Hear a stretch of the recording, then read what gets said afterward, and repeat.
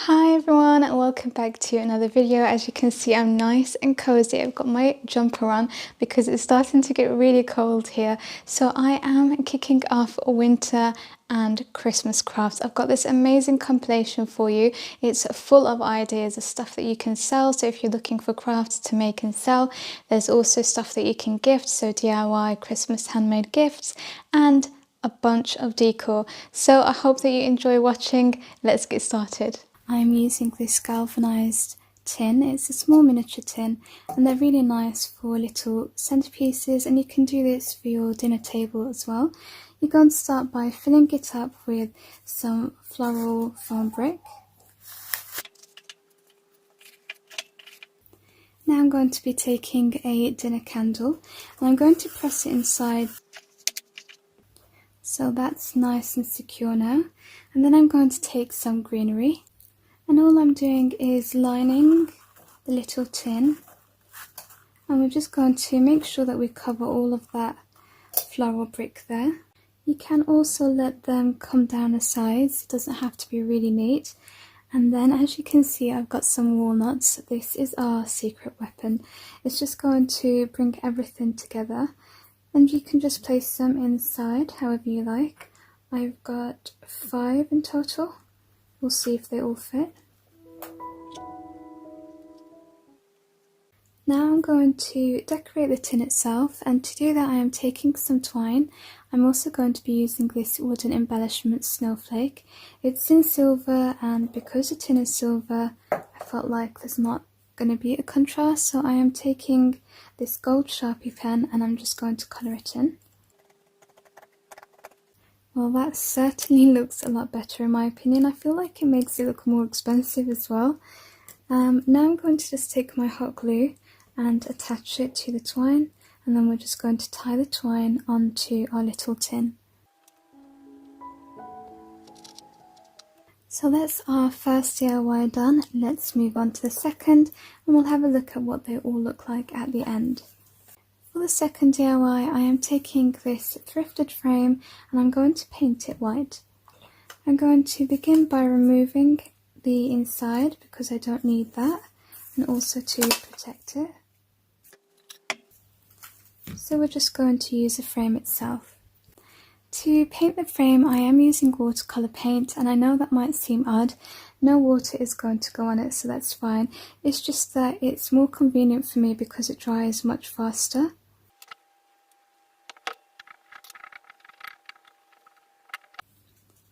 I'm making sure to do the sides and the insides of the frame as well. And what I love about the watercolour paint is that it's giving it a texture, so it looks vintagey, and it's distressing it as well because it's pretty thin. So I was actually going to distress this myself manually using some sanding paper, but I'm not going to need to do that now.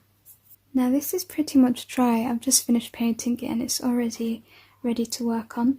So I'm taking some ribbon, and what you want to do is hot glue it on the back of your frame, just here, and then when you get to the centre you want to hot glue it so that you've got something that looks like this instead of just straight. It just gives it a little bit more character and interest.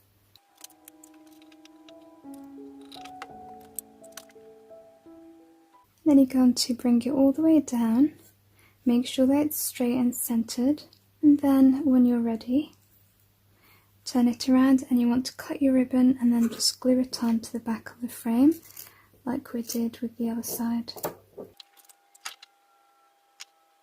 Then you're going to bring back your ribbon, and then we're going to do the same thing, just centre it, make sure it's all centred, and then we're going to hot glue it in the middle so that it looks like a present.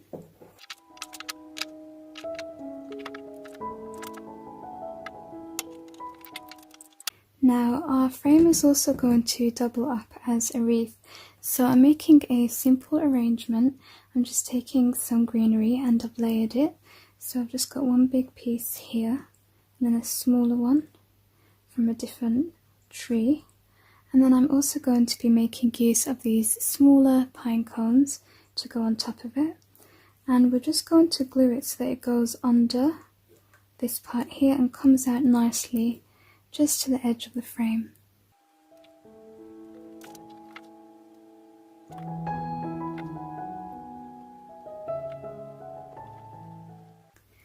just going to take 2 smaller pine cones to stick on the bottom. So I wasn't sure whether to leave off here. I even went and asked hubby's opinion, but I have decided just to leave it like this because I do like this simple look. But this is another alternative. You can take some wording, peace, joy, whatever you like, and then you can stick it in the middle. I was actually going to try to remove the wording from the circle, but I tried and I thought I do like it like this. You can also snow spray it if you like to add that little effect. For the third and final DIY, I'm taking this little bit of wood. It was actually a lot longer, but we cut it in half to match the size that I want. I also found this really large pine cone when I went foraging, and I'm going to be using that, and it's nice because it almost looks as if I have covered it with that snow spray. You can see all of this little bit of detailing on it. And I'm keeping this really simple. You can add some height to it, but because I've got a pretty large pine cone here, I'm not going to be doing that. But you can take a stick and add it on, and then add your pine cone on top if you like that little bit showing. I'm just going to stick it directly. It does have a little stem here already. I'm going to show you just a few more options that you can go with. You can take some little wooden star embellishments and add them onto the pine cone so that you decorate it all around. You can also take some ribbon and you can stick it on to the middle of the wood like this. And if you want, you can also take some moss and decorate around the tree. If you like to add a little bit of greenery, you can add some on the top and also decorate it with some berries. I'm just going to be taking this large star that I've painted white and add it to the top using my hot glue, just like a tree topper.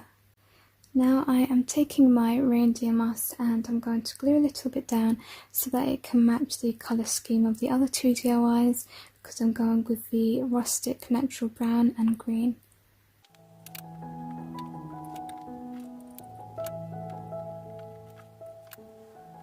So this is how all 3 projects look. I love how they are individually, but also how they come together. Let me know which one is your favourite. Mine might be the little tin and possibly the frame after that. I do like the pinecone tree as well, so it is a little hard to choose. I hope that this inspires you to realise that when you're decorating your home or even making DIY gifts for Christmas, you don't have to spend much at all. This stuff looks really high-end and classy, but it's pretty much free. Okay, you're going to be starting off with a wood slice slug, and then you're also going to be using a wreath. This is just to add some height to it. This is going to be like our foundation, our base. And then I've got a larger wreath here that fits on the outside of the log, so I'm just slipping that through. And then you're going to take your lantern and you're going to place it in the middle, and then that way we can start decorating all around it. So to line the base, I am going to be taking some moss, so I'm just going to cover it completely so that nothing can be seen. You can leave the wreath being seen because I do like that, it's quite natural. Now I'm going to be taking some artificial greenery and I've cut them off with some pliers. What you want to do is make sure that you hide this part. You can just poke it through the moss. You can also bend these, which I really love. They've got wire all the way through. That just really helps so that I can mould it to the shape that I like. Now I'm going to start decorating it. I'm taking this star. It's actually a topper for a tree. I'm just going to remove all of the packaging and I'm going to stick it to the front of the wreath. I'm going to be painting a few things. I've got some pink paint here. I also have my sponge brush and I'm just dabbing it to add a touch of pink because I kind of want this to be shabby chic. I'm also going to colour one of the stars in as well.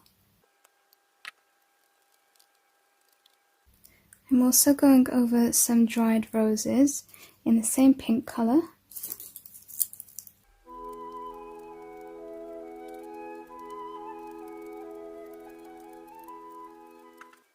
And some berries. I feel like these are too red and too bright, especially to go with the theme that I'm doing, so I'm just going to stamp these as well.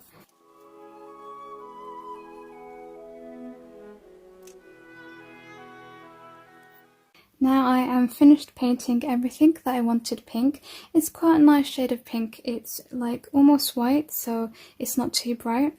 And I'm just going to carry on decorating. I've got some other things that I haven't painted that I'm going to place inside, and we're also going to decorate the lantern at the top here. So I'm starting off with this pine cone, and I'm just going to place that here. It's quite big, this one. Next, I'm just going to break up some of this bark that I got from the park.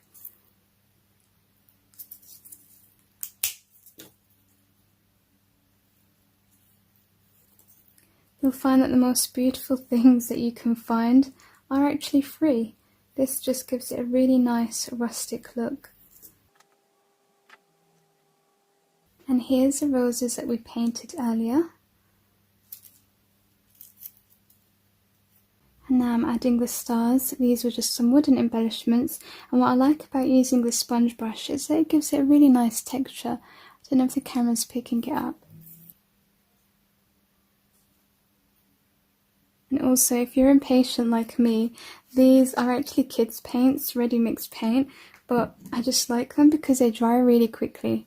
So we're going to place the other star here. I got this heart to add in, but it really doesn't match because it's so glittery. Everything is quite rustic and natural looking, so I'm going to give that a miss. And now I'm just going to cut some of these berries and place them around. Now I've got some pink dried flowers. This is actually heather and it dries really nicely. I'm just going to cut a few bits, and we're going to also add that to the arrangement. You just want to fill in any empty spaces and layer it up. It really comes together. You can also make use of some of the wicker from the wreath that's showing. I've actually added a few bits on the side here, and that's why I used a bigger wreath so that I've got more space to decorate around the lantern. Now at the top of the lantern, I'm just taking this really nice shabby chic heart with a white feather on. It's also attached using some twine. I'm just going to slip that through and bring it to the front. And then I'm also taking the pine cone that I painted earlier. I've added some wire to the top so that I can also just slip that through. I've taken some twine apart so that I've just got the strings, and I've also added in a few. I think I've added maybe 3 pieces overall. You'll see it when I show you the final thing. So here's the final decorated lantern and everything around it. I love that this is a centerpiece. It's not just a decorated lantern, and I love that this is so high-end looking. I feel like this would be really expensive sold somewhere, and I also like the shabby chic rustic features. I love knowing what you guys think of my projects, so make sure you let me know in the comments below. Of course, I always reply, and if you have enjoyed this, leave me a big fat thumbs up and make sure you subscribed if you're not already. For today's project, I'm doing a little bit of a trash to treasure. So this is the lid to a box that I had that I got from the thrift store, and I used the box in a previous DIY last year for Christmas, and I kept the lid because I knew I could think of something to do with it, so today was the day. I actually kept it red when I used the box last time, but this time I wanted to go a little bit lighter. I don't know why. This Christmas winter I'm going for more white, softer shades, I guess. So I started off using a ready mixed paint. Now this was very difficult, I'm not going to lie, because the star is actually made of fabric. There's fabric on top of it, so this just kept seeping through. I had to use several layers and it still wasn't working, and I knew I needed fabric paint but I didn't have enough to cover it. So then I remembered that I can make my own fabric paint. To do that, you just need to take some acrylic paint and mix it in with PVA glue.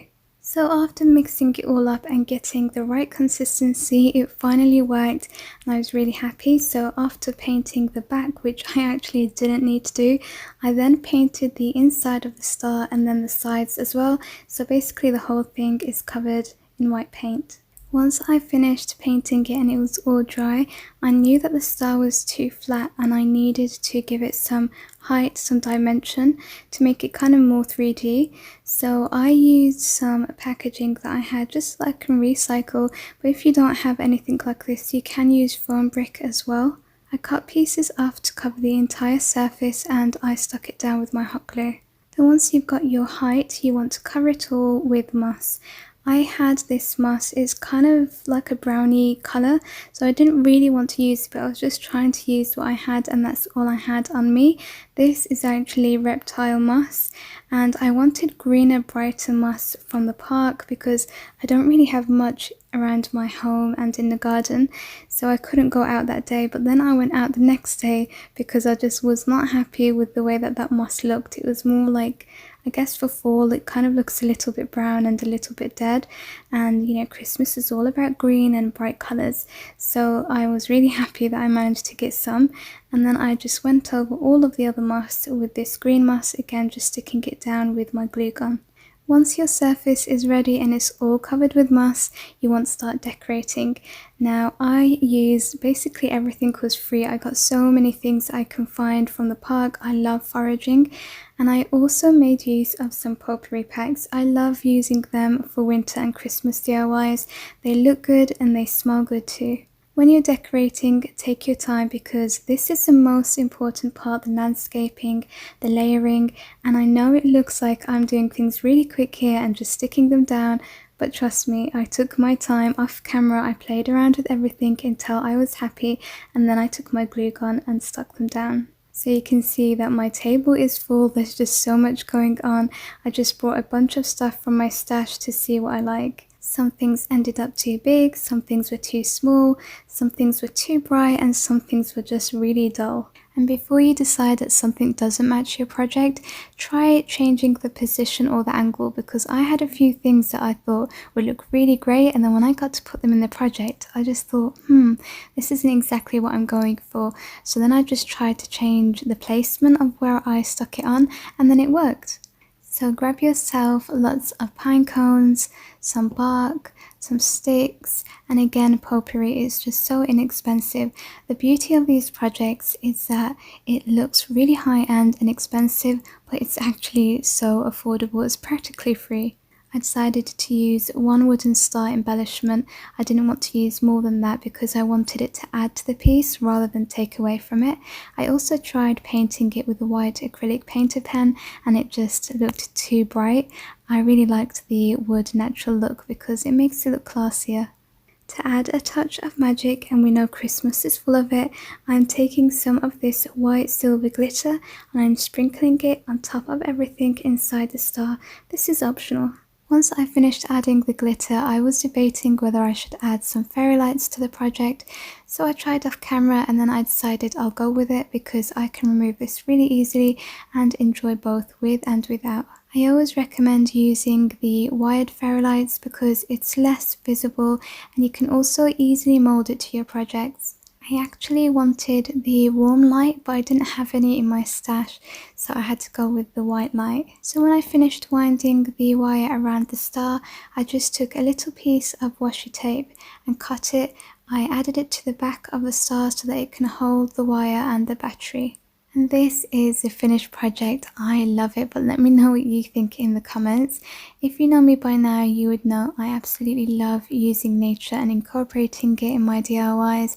I just love bringing the outdoors in, especially now that it's winter and you know we're in lockdown right now as well. And I love that nature gives your projects a classy high-end look, but it's super inexpensive and pretty much free to make. So for a first quick easy DIY, you're going to need a vase, also a candle holder, and we're going to start by taking some sand. I've got some white sand here. If you don't have any, you can use salt. I also use salt sometimes.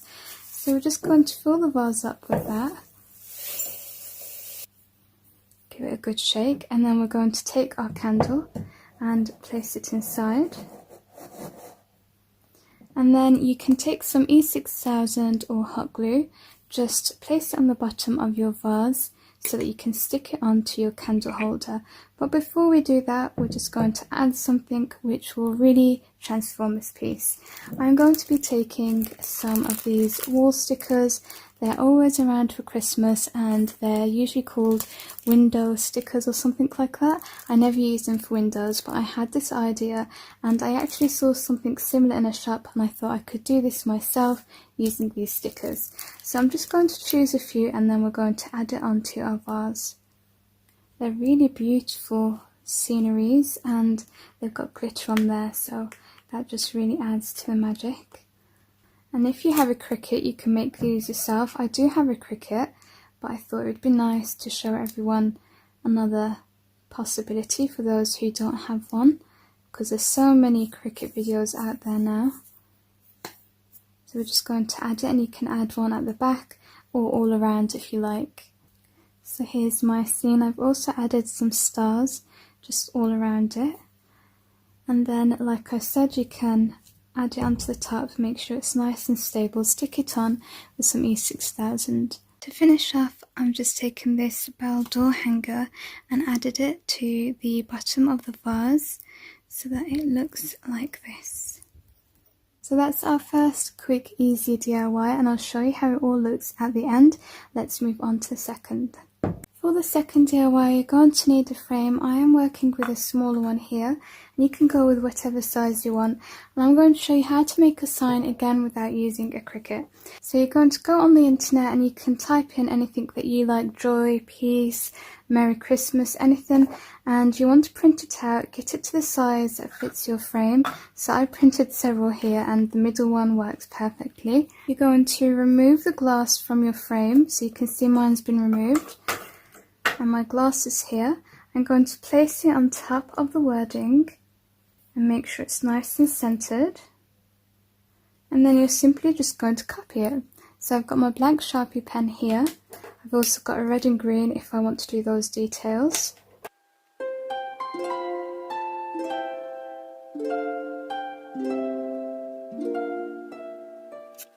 Once you're done, you're going to take your frame and then you want to open it up so you can take all of the backing out. And then we're just going to slide our glass inside. And then just secure it with the backings, but you can also remove the backings and just glue it on with E6000. I think that's what I'm going to do. As you can see, they show, so I'm just going to remove them and stick it down instead.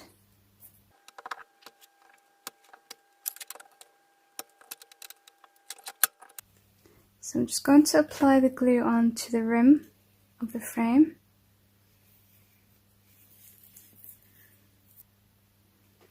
And then again, just slotting in our glass. And then we're going to wait for that to dry. That's a lot better now, isn't it? So that's the second DIY done. Let's move on to the third and final one. For the final DIY, I'm going to make a simple centerpiece. I'm starting off with 2 wood sliced logs. This one I have used from a previous DIY. You can see the hot glue.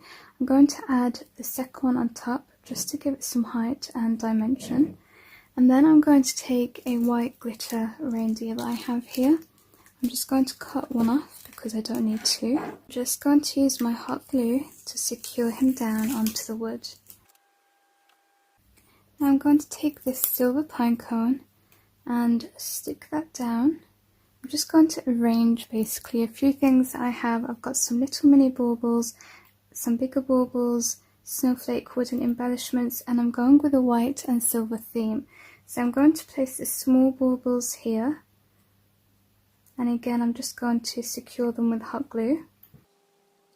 Going to stick the little bauble down at an angle. We're going to add a larger bauble at the back, again just at an angle. And then lastly we're going to take this silver snowflake and we're going to stand it up. So I'm just going to hot glue it right in the centre. Just gone and added a little bit of magic with these holographic stars and some of this white glitter shaker. just sprinkled it on top to give it the finished look. I also forgot to mention that I have used my acrylic painter just to go on the pinecone here to give it a snowy look. And here's a look at all of the finished projects. Let me know which one is your favourite. I can't really decide between the joy sign and the candle. I hope that these ideas have inspired you to make quick, easy decor that's also inexpensive. If you've enjoyed watching, as always, hit that thumbs up and make sure you're subscribed. Alright, we're going to be starting off with a styrofoam cone. You also want a mop head. I used this in my last DIY, they come in really handy. So what you want to do is cut off some pieces, just like this, and then you're going to cover your cone so that you don't see any of this foam. So you can see I've stuck one part down, and then I'm going to need to stick another here, and I'm just going to go around until I reach the top, and of course I'm going to need less as I go up. Once you have finished covering your cone, you can add a star embellishment, anything that you have. I've got this pearl that actually belonged to a bracelet, so I'm just going to hot glue it on the top. I was just trying this off camera and I thought I would show you this option. You can take some pearl garland and you can just wrap it around the tree, cut it and glue it on. But I think I'm going to go without. I just feel like less is more with this, and that it kind of looks classier just like this with a big pearl on the top. I was also going to add some wooden star embellishments, so I'm just going to have a look and see if I like that or not. So this is the other idea I wanted to show you. I think again I'm just going to choose to keep it plain, but I do like these as well. So this is the first DIY completed. Let's move on to the second, and I'll show you how it all looks at the end. The second DIY is going to be using some napkins. We're going to be doing some decoupage. I am using a small canvas that I got from Arteza. I will leave their details in the description box. This is a really easy and simple way to make a sign, and inexpensive as well. So you're going to begin by taking your napkin and you want to open it up and remove the inner layers. Sometimes you'll have one, sometimes you'll have two. This one just has one.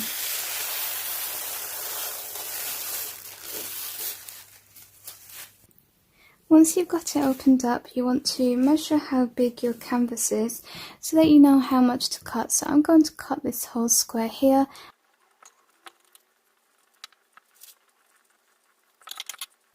Once you've done that, you want to take some Mod Podge and apply it all over your canvas. I'm also going to include some on the sides.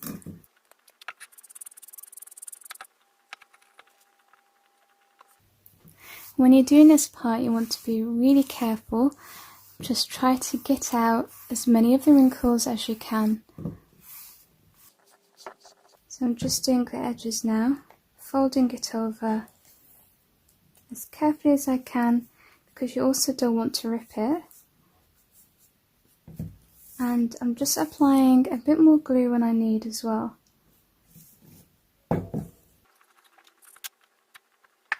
And as simple as that, we are done. You can add a layer of Mod Podge on top of it. I usually do, but I'm quite happy with this one, so I'm going to leave it without. You can also use gloss Mod Podge if you want that finish. So we are going to move on to the third and final DIY for today. Leo's here, crafting with me again. I think this has become his favourite spot. Going to need a wood log. This is mine. You also want a bauble that you can open up. I've got a large one here. I'm also going to be making use of a small house that lights up. You can paint it, but I'm going to leave it plain. And some trees. I'm using two different sizes, as you can see, and in a nice cream colour. You're also going to need some salt. Yep, you heard that right. That's what I use for my artificial snow. This is all salt in here. So you're going to begin by taping the bottom a little bit, just so that it's easier for us to work with.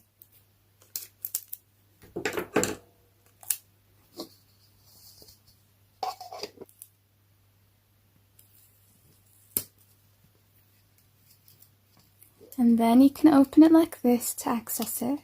So now I'm going to take my salt and place it on the bottom of my bauble.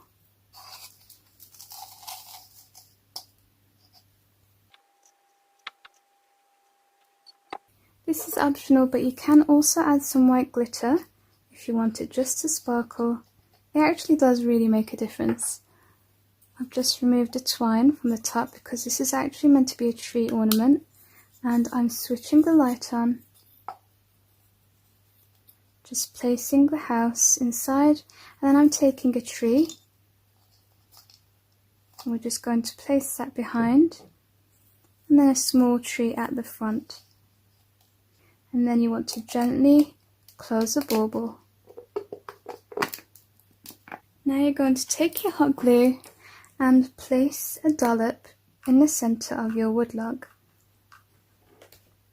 And then take your bauble and stick it in the centre. And so this is how all of the projects have come out and how they look together. I think they're just so magical. I really love winter Christmas DIYs. I was so excited to share these with you all because I just wanted to show you don't have to spend a lot of money and a lot of time making high-end decor. I mean, we did 3 DIYs in just over 5 minutes. I'm going to be using some of these. These are balsa wood. I'm going to use these 2 long bits that were in the bundle. And I'm also going to use this as the base. I might have to cut it, so I've got my little mini saw here. I've got my hot glue on, so I'm just going to stick this, and I'm going to form a triangle to begin with.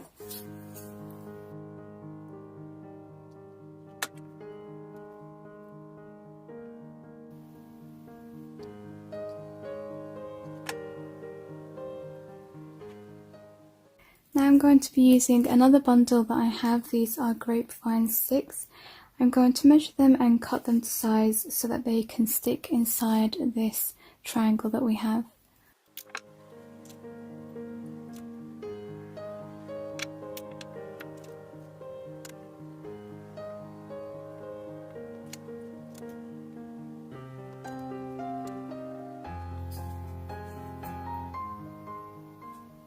I'm going to take my little saw and I'm going to cut the back piece, all of this part of the wood, because I don't need that, and I just kind of want the focus to be on the front where we're going to be decorating.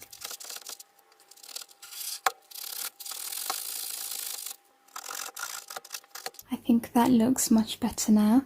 Now I'm going to take a small wooden topper just to start, and we're going to add it to the top. Now we're going to take more wooden star embellishments, and it's kind of nicer to go with different sizes if you can.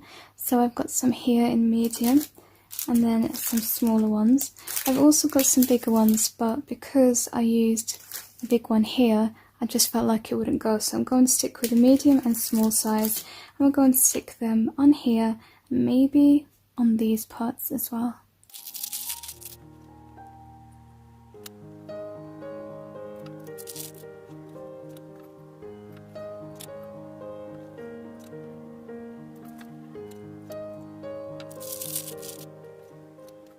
Now I also wanted to add that you can paint this if you like.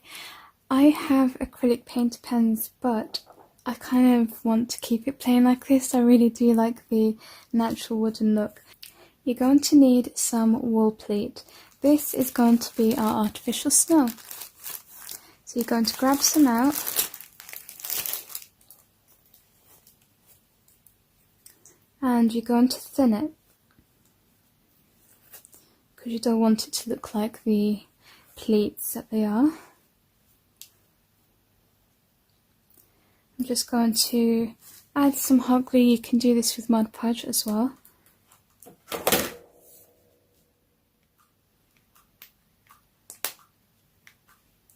And make sure to get to the back as well where the sticks are.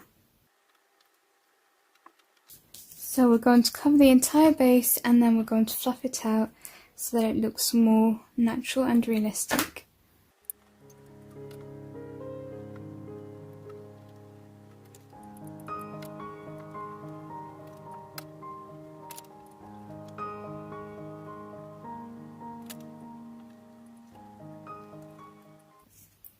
Now I've fluffed it all out, and I've made sure that the back is all covered nicely as well. I've also brought it down to the sides at the front. And now we're going to add some glitter, and I've also got these little mini stars as well. I think that they will look nice on there. So here's my glitter. Just adds that bit of magic to it. Don't know if the camera will pick it up, but it's really beautiful.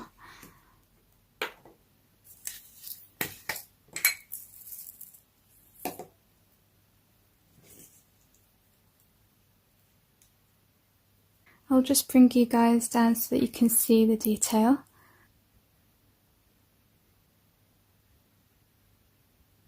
Now I'm taking some of these wooden trees.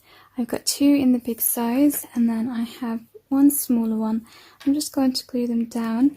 I'm going to have 1 here, 1 bigger one, 1 smaller one facing this way, and then 1 at the end as well.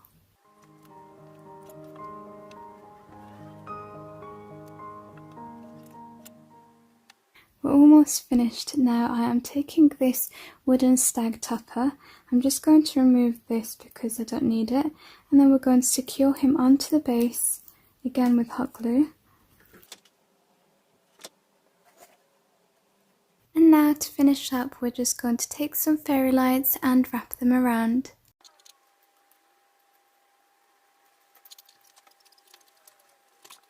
And here's the finished project. It's so magical. I really love it. If you know me by now, you would know that I love miniature scenes. I also like winter. There's just some magic about it.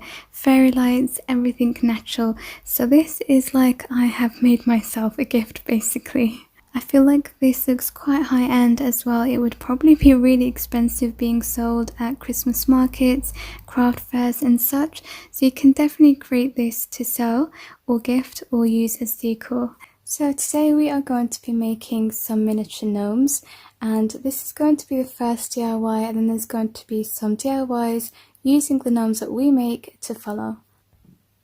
So you're going to be starting off with some gloves, and we're going to be cutting the fingers of the gloves to make our little gnomes. Next we're going to stuff the fingers that we've cut, and you can do this with anything that you have. I've just got some of this cotton wool pleat, so that's what I'm going to be using.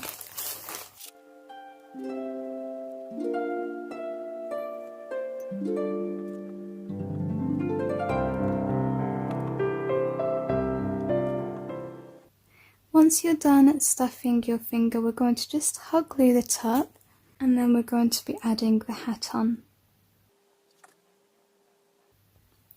For the hat, we're going to be using our glove, seeing as we've already cut it all up, we want to make the most of it. So if you can get like a patterned one, something that looks a little bit different to the body of the gnome, that will look even better. So I've just cut this little bit here, and I'm going to attach it to the top again with my glue, just sticking it at the back all the way to the top. So you can see here this is the opening of the hat, so I'm just going to twirl it around like this, keep twirling just so that I've got a nice finish to the top, and then just glue that little bit down. Now you want to create his nose. For that you can take some small wooden beads, I've got these ones, or you can use a bit of clay. We're just going to stuff it under his hat with some hot glue, and he really comes alive when we do this. Now we're going to create his beard, and to do that you can use lots of different options. Just use whatever you have, whatever's cheaper. I mean, the gloves you can get from Dollar Tree, from Poundland, so these mop heads as well you can get from there. This is just some scrap pieces from another gnome that I made, and we can just create his beard using this. So if we take a strand, you can see it's made up of 3 threads, so you can just separate them like this and then group them together. Let's get a few more, and then because we're dealing with a small gnome here, you want to just half it like this, and then glue it on. Another little idea here for the beard, you just cut a piece off from this different kind of mop head, and then again just separate all the thread. Just going to pull it, and then you've got something that looks like this.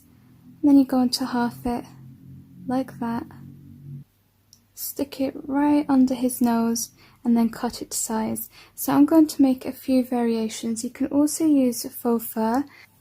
So I've got this one here, it used to belong to a coat actually, and I've used it already for a gnome. So I'm going to be making use of all of these different types because I've got a few gnomes here that I still have to make. So I'm going to do that off camera now that I have shown you how to make one. And this is how all 5 of my little miniature gnomes came out. They all have different material for their beards and also different styled hats. Now we have completed our little miniature gnomes, I'm going to give you a few ideas that you can do with them. So first off, you can just take some string. This was just off some packaging.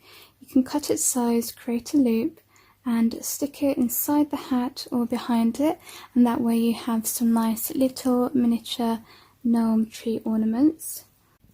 So here it is. Kitty's got a lot to say about it, I think, too. How adorable are they?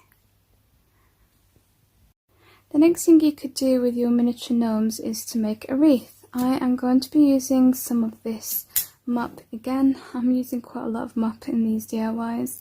And I'm going to just wrap it around the wreath. I am doing a small miniature wreath. It's completely down to you what size you do. I'm just trying to do a few projects in this video, so I thought working with a smaller size will help me get through quite a few. But I also do really like the miniature sizes. This is just a bangle, by the way. Sometimes I use some curtain holders to make small miniature wreaths as well.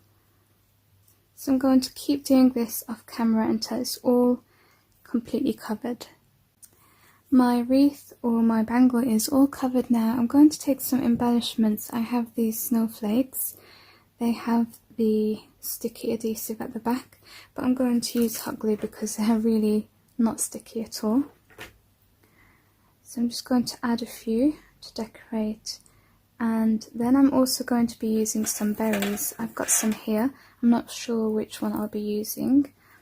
And then we're also going to, of course, take one of our miniature gnomes and stick him on the wreath as well. I've decided on the bigger berries, so I'm just going to take my pliers and I'm going to cut its size. I'm going to add some glue to it, and then I'm going to stick it from the back of the wreath, just at an angle. I'm taking another snowflake, just adding that to the wreath. And then lastly, just going to hot glue the little gnome on the side, and then we're done. And here's the finished wreath. It's so small and adorable. This is pretty simple, so it's just for an idea. You can go bigger and more elaborate if you like. The next thing I want to show you that you can do with your little gnomes is make a garland, and I'm going to be taking some twine. I think I might go with the red one. And this is really easy. All you're going to do is take some pom-poms. I have these white ones and they also have glittered bits in there. And then you want to take your gnomes. I made 5 in total earlier. And then we're going to just stick our pom-poms on and our gnomes onto the string, whatever you're using.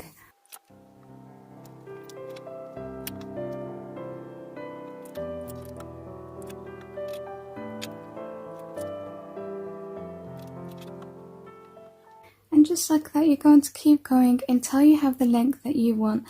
I'm going to just stop here because this is an example, but I'll show you what it looks like in detail. And here's my mini garland for my mini gnomes. It's definitely jolly and bright, so it's very befitting for Christmas. Now for the next idea, I wanted to show you how you could turn these into some really nice cute gifts. I've got this little gift box. They're usually used for earrings and jewellery, so when you open it up, you just want to remove what's inside. And then let's take one of our gnomes. We've got this one here. The next thing you want is some wrapping paper. I'm going to go with a star one here. So we're just going to open it up and cut it so that it fits the size, and we want to create a background basically.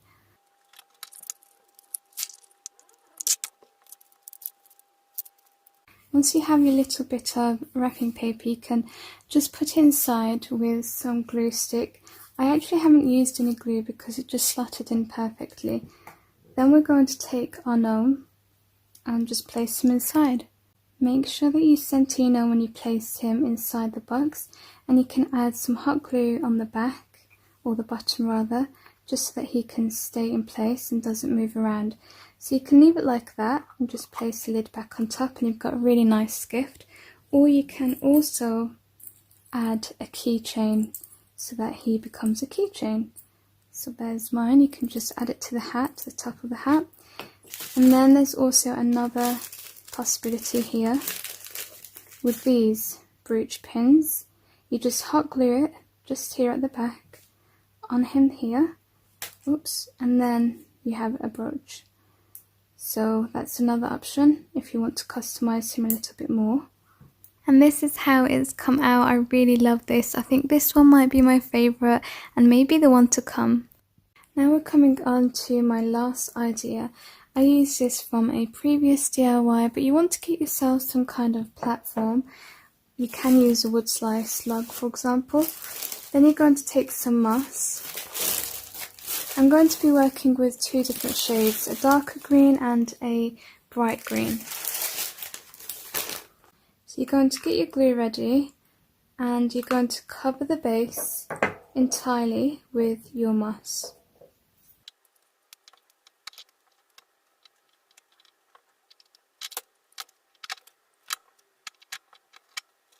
Then you're going to want to decorate your base. I've got some mushrooms here, or toadstools, red and orange. I also have this, which I got from the thrift store or charity shop. It's a bauble that somebody decorated using pine cones and some other natural things, and they spray painted it gold. I'm going to be using the pine cones, and I'm also going to be colouring them white. I'm going to start off by removing the wires because I just want the mushrooms.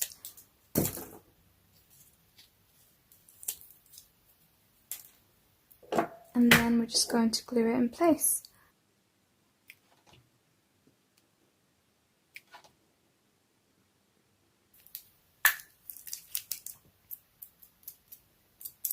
I'm just going to add a little colour using my acrylic painter pen so that it looks kind of like snow. I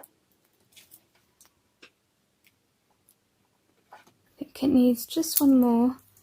So let me just remove all of the hot glue from that.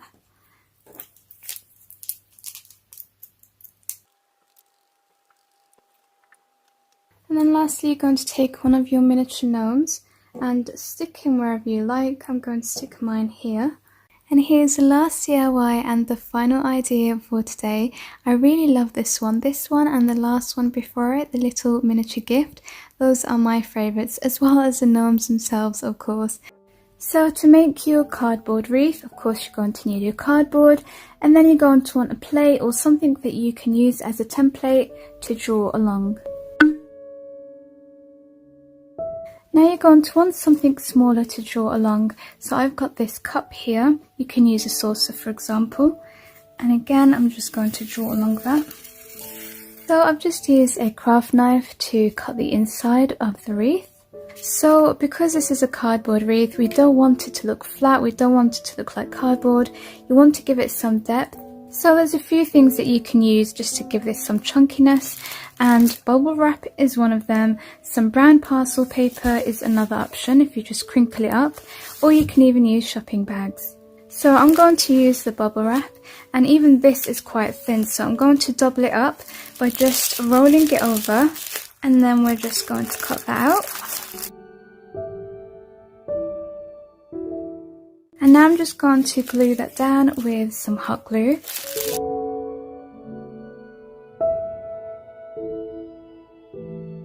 And then I'm just putting some in the middle here, just to secure that down. So you just keep doing that, apply some hot glue and stick your plastic bag or your parcel paper, whatever you decide to use. Stick it down. Make sure that, of course, it's to the size of your wreath.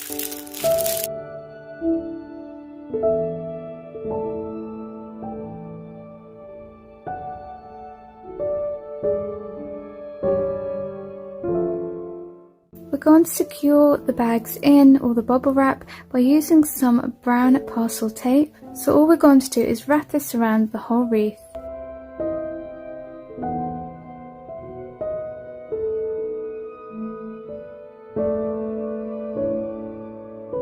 We're going to be transforming this, which looks really ugly at the moment, into something beautiful. Before I begin, I just want to show you some different options if you'd like to use them. So you can use feathers in your wreath and you can wrap them around. I got this actually from Poundland, so it doesn't cost much at all. So you can wrap it around, make yourself a nice Christmas wreath using that. Or you can even use tinsel. So I don't have white, but I think white would look really nice, and I'm not that much of a tinsel fan. So if you are, you can just use that. So you can wrap it around just to cover the tape and then make a foundation to build on, and then add all the other elements that you want on there. You can even use scraps of material, so you can use scarves or anything like that. You just thread that through again, just like this. Of course you're going to do it a bit neater, but these are just ideas for you. So just something like that, and you keep going. You can also use faux fur to cover it. I think that would look really nice. So for my wreath, I'm going to be using a mixture of moss just to line this part here. And then I'm going to go ahead and stick down all of the goodies. And I'm going to be trying to make this wreath as inexpensive as possible. So I'm trying to use as many natural things like from the park, and also you can get these inexpensive potpourri boxes. So they come in really handy, and they come in nice shades of reds and browns, and they're really interesting because they've got lots of different things inside. And what's also really good about using potpourri is that they smell so good. So if you do use them, you're going to have a great smelling wreath by the end of it too. So I'm starting with this brown moss here, just to make sure none of this shows through. I'm going to stick some down using some hot glue.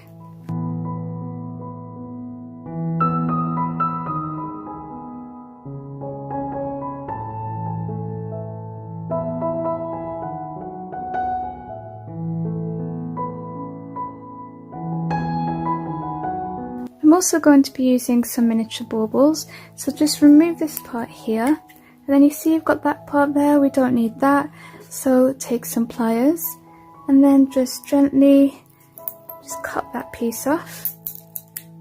So there you go, you've got that, and then you're just going to apply some hot glue there, so that's going to be covered, and then you've got your little ball. If you're using natural elements like me, these are really handy in adding just that little bit of extra colour. Another option is also using some berries.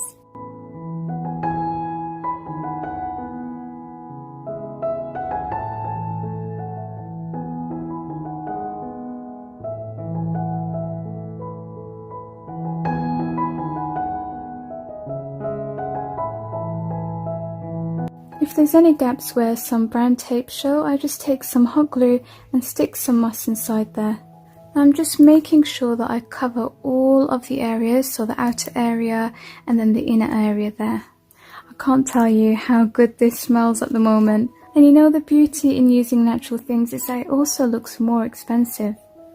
So far I've been using 3 colours of moss. I've got this really nice wine red kind of colour, and then I have a brown one there, and then I have a light brown, sort of like a stone colour. I think that they've been really working well and going together nicely. So I'm just going to carry on. I've got this and this little part here to work on.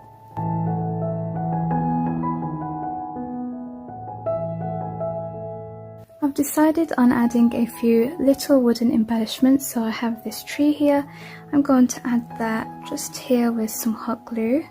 And now I'm adding this really cute gingerbread man. So I'm just going to turn him over and stick him down onto the wreath as well. I also have this ribbon embellishment, you might remember it from my haul, and we're going to stick him just here. I was thinking to stick him flat, but I kind of like that it's 3D. kind of pops out. I'm going to add a white snowy effect to the pine cones by dry brushing it. Right, I have a secret feature for this wreath that I'm so excited to try. I did something similar like this to my full wreath and I really liked it. So I'm taking this really jumbled up necklace that I got from the charity shop or the thrift store, and I'm going to take this gold chain here and I'm just going to cut it off with my pliers. So I've got my chain, now I'm going to make sure that it's equal on both sides. So I'm taking this side and that side, holding them up against each other so that I've got the exact middle there and I know where to cut it in half. So I'm just going to cut this part here with the pliers. Now I have two chains and they're going to be exactly equal in size. So I'm taking this wooden antler, I'm going to apply some hot glue here, and then I'm going to add the chain, or one side of the chain, just there, and then I'm going to do exactly the same on this side as well. So now I have something to hang my reindeer head with. Now I'm just going to have a look at how I want him to hang, how high or how low, and then when you have him in place exactly where you like him, you can then just glue the chains on the back here. To make this the ultimate wreath, we have one more final secret weapon, which is of course fairy lights. This is just a must for Christmas and winter. I've just threaded the LED light through the whole wreath. I do suggest picking up the wire ones because they're really easy to work with and you can just manipulate them like into the grooves and just move them around. And they're also really thin so it doesn't really affect the aesthetic look of the wreath either. And I'm just turning the wreath around and taking some clear tape. I'm going to attach the battery pack just on the bottom here and tape that down so you can clearly access the battery pack. You can turn it on and off really easily. Now the last thing we want to do is create something to hang this wreath with. I know a lot of people like ribbons and things that actually show, but I kind of feel like I don't want it to show, so I want to do something just at the back here that will allow it to hang but not show.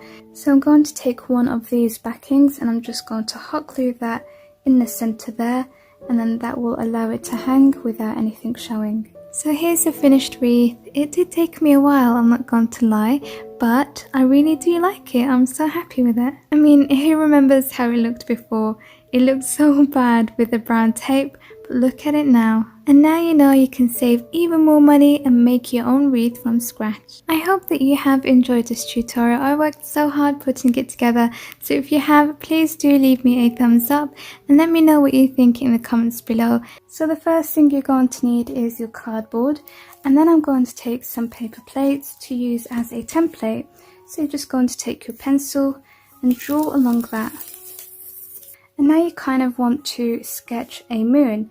So I'm just going to go ahead. You can always go back and change it if you're not happy. I think that's kind of fine. So I'm just going to cut this out now. The next thing we're going to do is wrap something around the moon. I'm taking some of this white yarn that I brought from Poundland. You can use twine or string or anything you like.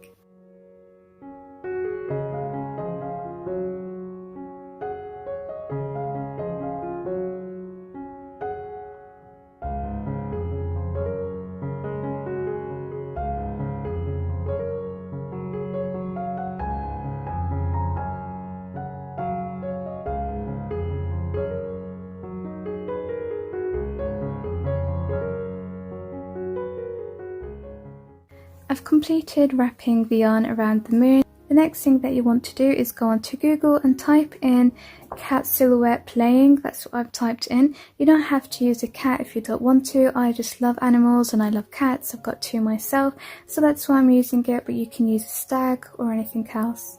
So I'm just going to go ahead and cut these out. I'm not going to need the butterflies.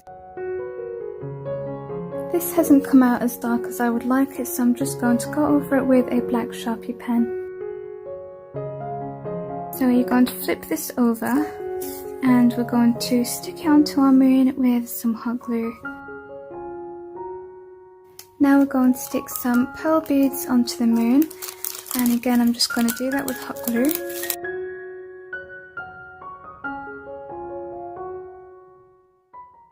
Now I'm taking these small baubles, I put the string in there, and I'm going to tie it on to the pearl here.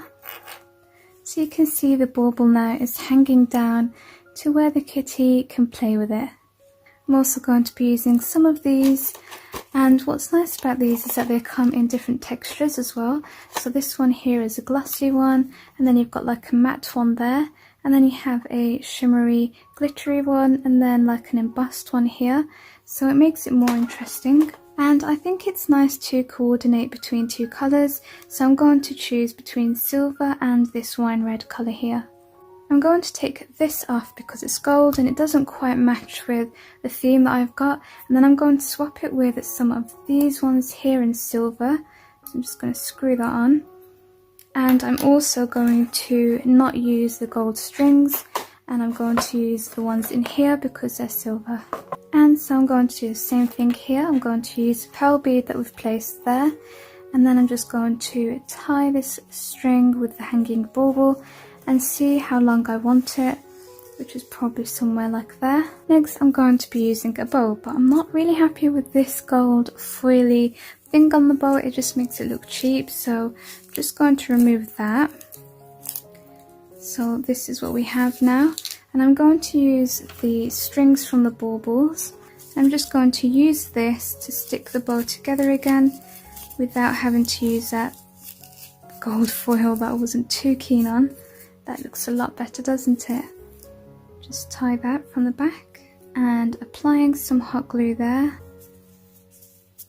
And here's the finished project. I think it's so adorable. I hope that you all agree with me. Let me know in the comments below. I'm going to be starting off with some foil. So I've got my kitchen foil here, and this is going to be our main thing. This is what we're going to be building our structure with. So you're going to take a piece like this and we're just going to be folding it.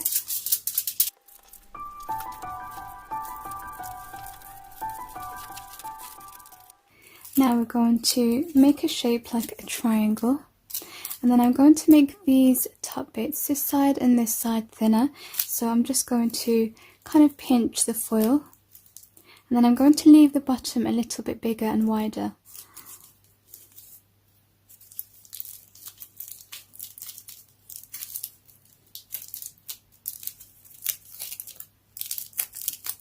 So it should look something like this.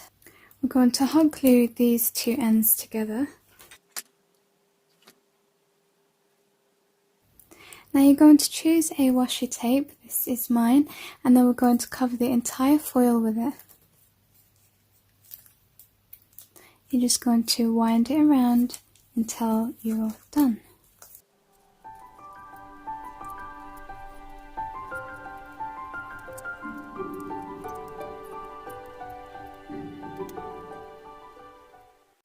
Once you're done covering your foil with some washi tape, you want to take some flowers and leaves. I have mine here. I've also kind of got the formation ready. I'm going to take my hot glue and we're going to stick it down to decorate this. I'm also going to go over it with washi tape once I'm done, just so that it looks like it's actually growing or poking out of the washi tape, rather than just kind of looking stuck on like this.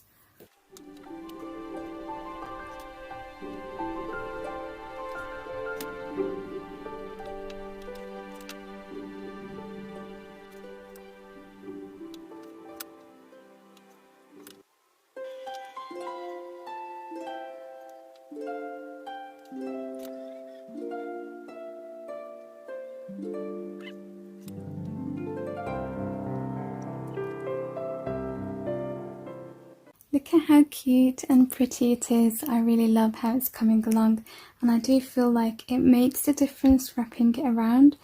So you can see there the detailing.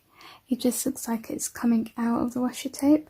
Now we are going to be taking a rubbin. Let me just get mine. So I've got these. This is a 3-pack. I'm also going to give him some legs because I feel like it's just going to look way cuter that way. So I'm going to be taking some thick wire that I've got here, brand new, and I'm going to add them to the bottom using hot glue. And if I can, if it does work, I'm planning to paint his legs white. So I've got some white pens here, just got 2 in case they don't work. Here I'm just kind of measuring how tall I want my robin to stand so that I know how much wire to cut.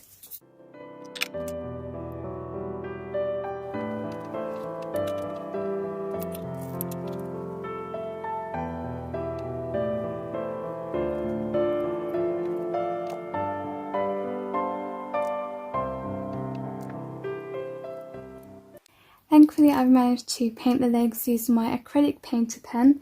This Posca pen didn't work. Now we're just going to take our little robin and poke his legs through his body. It was also a little bit hard removing the little hook on the back of his head. I kind of had to give him surgery, but he's doing really well now.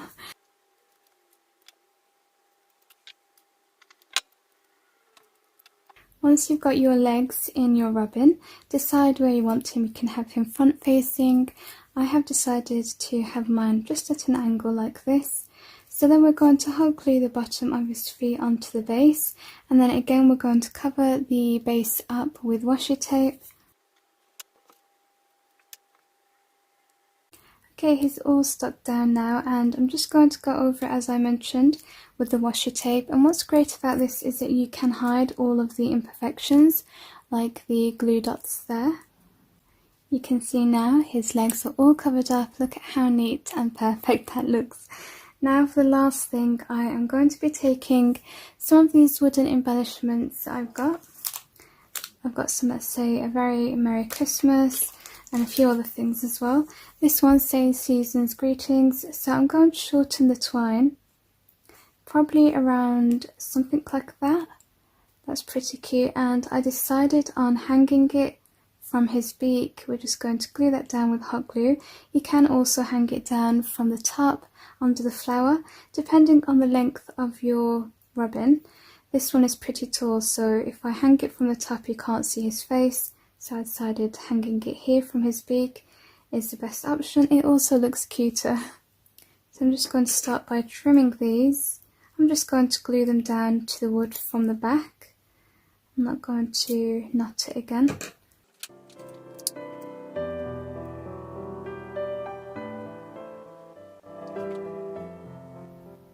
Now if you don't have a little sign like this, you can just print one off. Just shrink it onto some card, stick it onto a little bit of wood or cardboard, and you're good to go. You can add a little bell at the top. I tried it, I didn't really like it. This is freestanding, so that's what I really like about it, but you can also add some twine or a bit of string. This was actually from the robin, so this is really good because I might reuse it, and that's less waste as well. I'm just going to remove the little hook that was stuck onto his head, and then I'm going to hot glue it to the back, and that way you can have it hanging, so you can hang it onto a tree, or you can have it freestanding like this.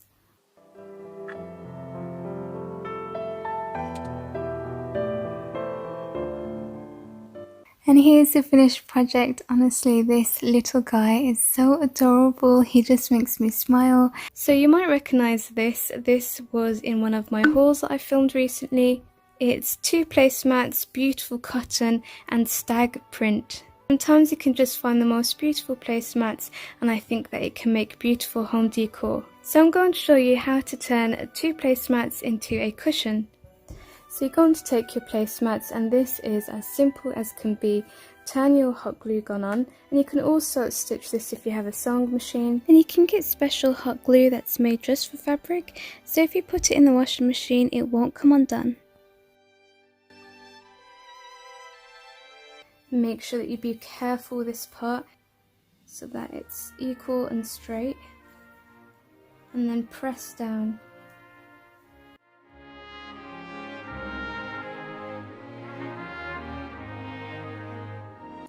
And I find that this way helps doing it one bit at a time. Just take your time, make sure it's all done properly.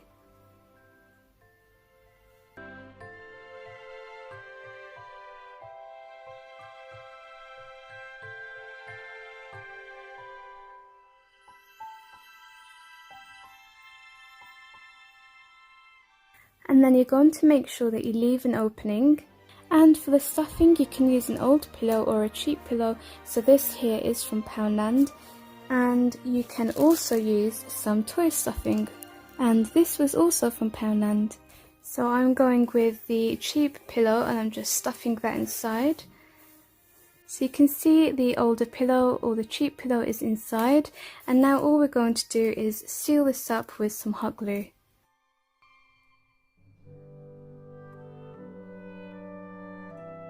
And so here's a finished DIY. I told you guys this is going to be really quick, easy and simple, but isn't it just beautiful? So I'm trying to work with everything that I already have at home, and we're going to start with this wood log. Depending on where you are, you can get these yourself for free. I had to purchase them. But this is going to be the main thing. This is going to be our structure that we're going to work with. And all of these I have in my drawers already, so try to make use with what you have. For the greenery, I got this from Poundland, and you can just take them apart, so you can cut them or you can just simply take one off like this. They come off quite easily. So I've got some baubles and I'm going to start with these. So just arrange your greenery how you like and just hot glue them in place.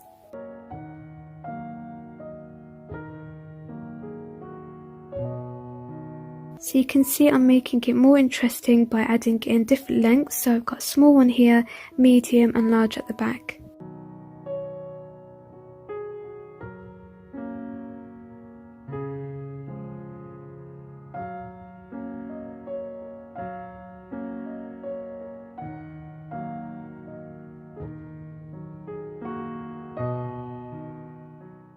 And now I'm going to cut pieces of this garland off to stick onto here.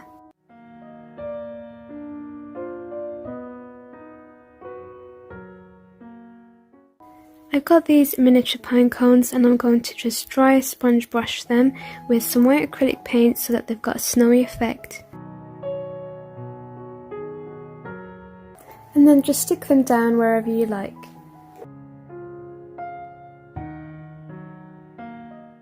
We're going to be using this as our artificial snow. So I'm going to spread it around with a lollipop stick.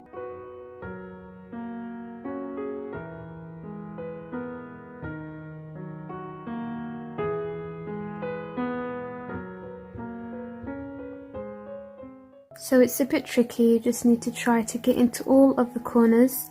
So make sure that you turn it around so that you can get in from the back as well. Once you're done covering your base, this is optional, but you can use a snow spray just to add a snowy effect to the green plants. And then lastly, just add your figurine in place and you're done.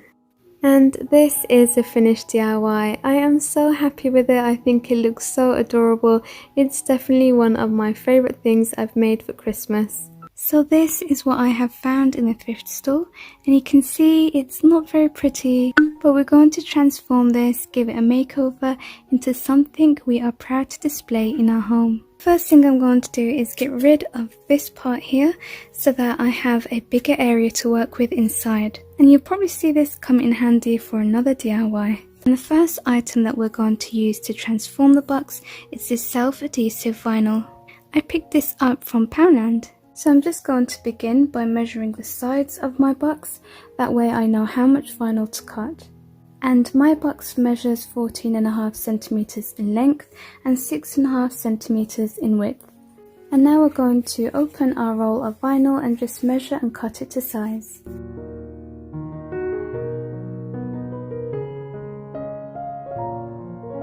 And once you've measured one side of your box, you can cut this out and use it as a template to measure the rest.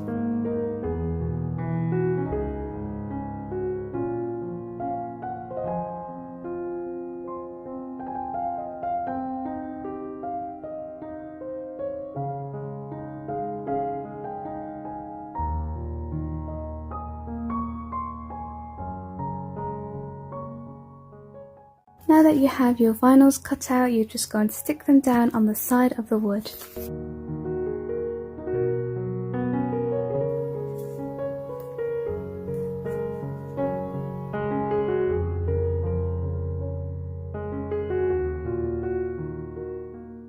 This is probably going to be the most tedious part of the project. Everything else is going to be super easy once we do this stage. So all I'm doing now, you can see that there's a bit of a gap here. I put a double-sided tape just so that there's no bumps under the vinyl, and then I'm going to measure this little part here and cut a strip of vinyl just to make sure it's all covered, and then I'm going to do that all along the other sides of the box as well.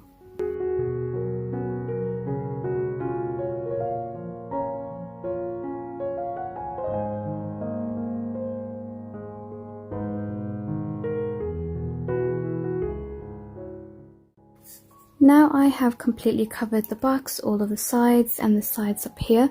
I'm going to use my silver acrylic painter pen just to colour in all of this part and the top part here.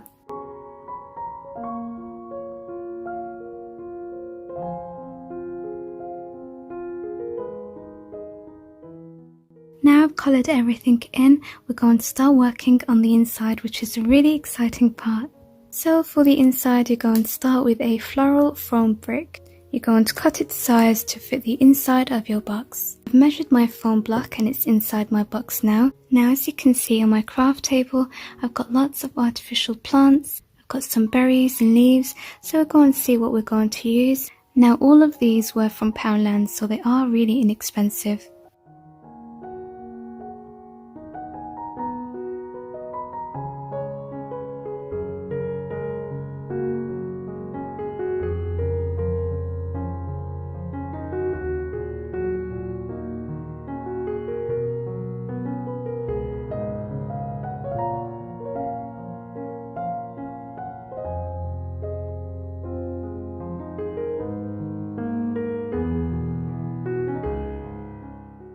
I've added in a few red flowers here and a small robin that I've hot glued in the corner there. So when you're doing this, the most important thing is just to make sure that the foam brick inside is covered. It should be covered naturally like mine when you're doing your arrangement, but as an option you can choose to hot glue some moss on the base of the brick just to make sure nothing does show. Hello everyone and welcome back to another video.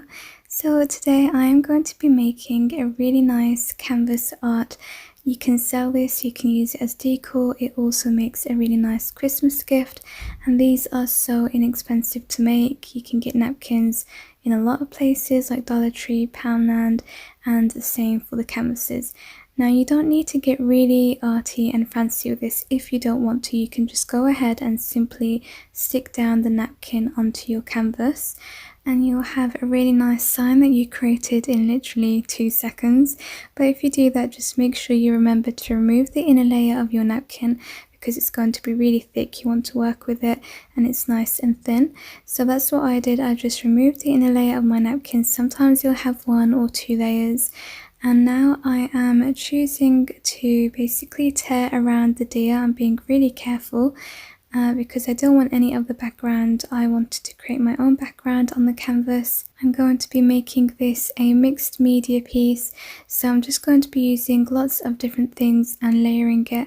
I was really excited to do this project because I had a lot of new products I hadn't got to use, so I was happy to finally get started with them. Okay, so once you have removed your little piece from your napkin, if you haven't decided to keep it whole that is, you're going to take some Mod Podge, PVA works as well, and you're going to apply a little bit to the back of the napkin so that you can stick it onto your canvas, and then we're going to go on top of it with a layer of Mod Podge as well.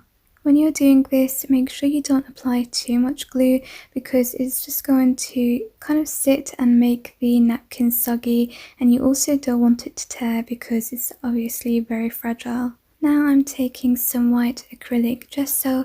You really don't need to do this. Like I said, I had some new products and I just really wanted to try it out. But basically it kind of just primes the canvas for everything that you're going to put on top. But I didn't feel like it was that necessary. So like I said, you can just skip this if you don't have gesso. So I went in and painted all of the areas that are white on the canvas, but I also added a little bit of gesso on the napkin, the deer itself, so that I can blend the two and make it come together as one.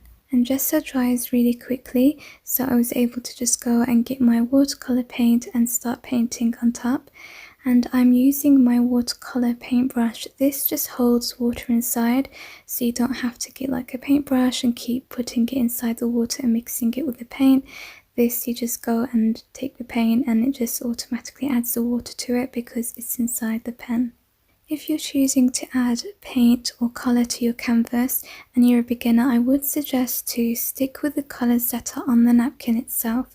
So you can see my napkin has dark blue, light blue and white, so that's the colours that I'm choosing.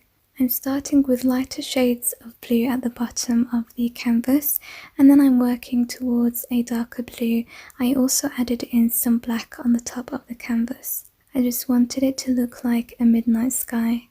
When you're doing pieces like this, I'm telling you now, sometimes it can look really awful, and it actually tends to look like that until the end, so you just have to keep going. It's all about building layers. So to add those layers and to break up all of that blue, I decided to take some of this greenery that I got when I went foraging, and I took my roller and added some green acrylic paint to it. Once it was covered entirely with paint, I then turned it around and simply stamped it on top of my canvas. I did two, so I had one on either side. There's no right or wrong with art, so that's what's really great about it. Just use what you have and get creative. Most importantly, have fun. I'm making use of a Stamp rule. It's just scripted font, and I'm also using some black ink. Then I am adding it to the canvas. I'm just trying to fill all of the empty space and again adding those layers so that it becomes whole. You see how it's slowly coming together now and it's starting to look really good. And when you're stamping, you don't always have to go in with the ink every single time. It's sometimes nice to have a lighter stamp, so I think I added ink to it once or twice, and then the rest of the time I just used whatever ink was on there so that the stamp and the font came out a lot lighter. Using stamps is a really quick and easy way to make something look amazing, and they're really cheap. I get mine from China and I just get them off eBay. Next, I went in with some Arteza products that I had. These are mica powders. Some people say mica, I don't know. And I added a blue colour and a white colour. These are really beautiful because they have a shimmer and like a natural shine to them. So I took a little bit and added it to my palm, and then I took my paintbrush and just dabbed that in. And then on the canvas I went in with the blue on the top of the canvas again, just to highlight that midnight sky, and also on the edges of the canvas. And then I used white on all the other areas.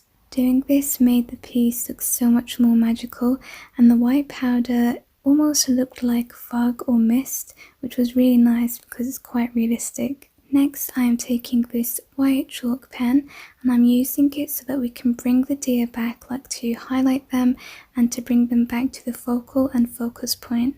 So I'm just going over both deer and outlining them. And then lastly, I am taking some white acrylic paint. I mixed it in with some water so it's nice and runny, and then I created a splash effect using my paintbrush. And that's it, as simple as that. My project is finished. Who would have known or believed that we did this using a napkin? So today I wanted to make some beautiful ornaments that were also great as a gift idea. I'm starting off with these wooden heart MDF boards. You're going to start off by covering your wood. I'm using white gesso, but you can just use acrylic paint. I'm doing two sets of ornaments, as you can see, so I'm taking two different sets of napkins. I'm opening them up and then I'm removing the inner layers. Once you've done that, you're going to take your napkin and decide which area you want from it, and so you want to gently rip around that area, being very careful because of course napkins are really delicate. Once you have your little area, you can take some PVA or Mod Podge, and then you're going to apply some, and not too much, onto your napkin, and then add it onto your board.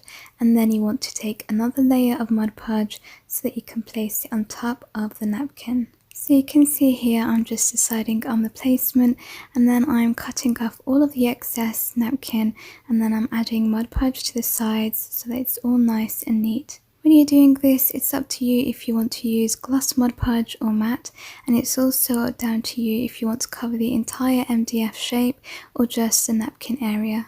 This is one of my favorite tips, tricks and hacks. I love taking my hot glue and adding it inside these silicone molds so you can create lots of different shapes. This one here mimics like twine rope, and you've got two different thicknesses as you can see. So once you've got your hot glue in the mold, give it a minute or two before you take it out, because it's just going to be really gooey otherwise. You want to make sure that it's nice and set. And you can also do this with clay, but it just costs more. Hot glue is just accessible and it's really cheap. So once all of my embellishments were set, I took them out of the mold, and then I hot glued them onto the edges of the heart so that I'm creating a nice border. On the first stag heart, I'm using the thicker twine rope from the silicone mold, and then on the other stag I was using the thinner one. I'm taking my scissors to trim off any excess of the hot glue embellishment that I don't need. I then decided that I want to take more of the napkin and decoupage it onto the heart to fill up all of that white empty space. I'm taking another silicone mold here. This one's quite nice. It's like a shabby chic design. So I'm just taking my hot glue again and filling that area in, selecting the mold that I want. Now while that's setting, I'm going to start decorating. So I'm starting off with my white acrylic gesso. Again, you can use any paint that you have. And I'm just colouring all of the border that we created using the hot glue and silicone mold. I'm also taking a light coat of white gesso to add to the napkin so that it can mould in a little bit more with everything else. I wanted to add a touch of colour, not too bright, not too much, so I decided that the Arteza mica powders work really well for this. I just added a little bit of blue to match the colours of the napkin. As you can see, it's kind of like blues and whites. And I added a little bit of powder to my palm, and then took my paintbrush and just added a little bit to the whole border. These powders are just so beautiful because they're pearlescent, so they have this gorgeous shimmer and shine to them. I'm then taking some Mod Podge and some white glitter, and I'm adding it to the bottom corner of the heart, just where the stag's legs are. I'm also taking this glitter pen. It's basically mixed in with glue and a little bit of glitter. You tend to find them in the kids craft sections, and this one is in silver. I thought it'd be really beautiful just to add to the treetops where the snow is on the napkin. It just made it look really realistic and beautiful. To finish this piece off, I'm taking this old belt that I found in my wardrobe when I was having a clear out. I knew it was going to come in handy for my crafts. So I'm taking my pliers and I just decided on the area that I want, and I cut it, and then I took my hot glue so that I can attach it to the bottom of my heart. Now I'm done working on the first ornament. I'm going to carry on working on the second one. Again, just taking my gesso and covering the entire border with it. I'm also using it just to kind of wash out a little bit of the stag, just on the antlers especially. I wanted to keep this design a little bit more simple, seeing as the stag head is just so beautiful. I wanted a lot of the focus just being on there. Now my mold is all set, so I'm just taking that out, and then I'm cutting off all of the excess bits. Sometimes when you do this with hot glue, it doesn't come out perfect, so just make sure you neaten it up. I'm adding colour to it again using my gesso, and then I'm taking my hot glue to add the embellishment onto the wood. Again, I wanted to add subtle colour to this, and I really just love the metallic shimmer to these powders, so I'm using 3 different colours here. Kind of like an ivory colour, I suppose, a cream and a brown colour. Again, I'm trying to match the colours in the napkin itself. So I used the cream colour over the border, and then I took the darkest colour of brown that I had and went over the heart embellishment that I made with a silicone mould. And then I took the lightest colour, so the kind of like the whitest colour that I had in the powder, and I added that to the entire background, including the stag. I just made sure that I don't add any to his face. I always like to do this step when my paint isn't fully dry, just so that the pigment can actually stay on there.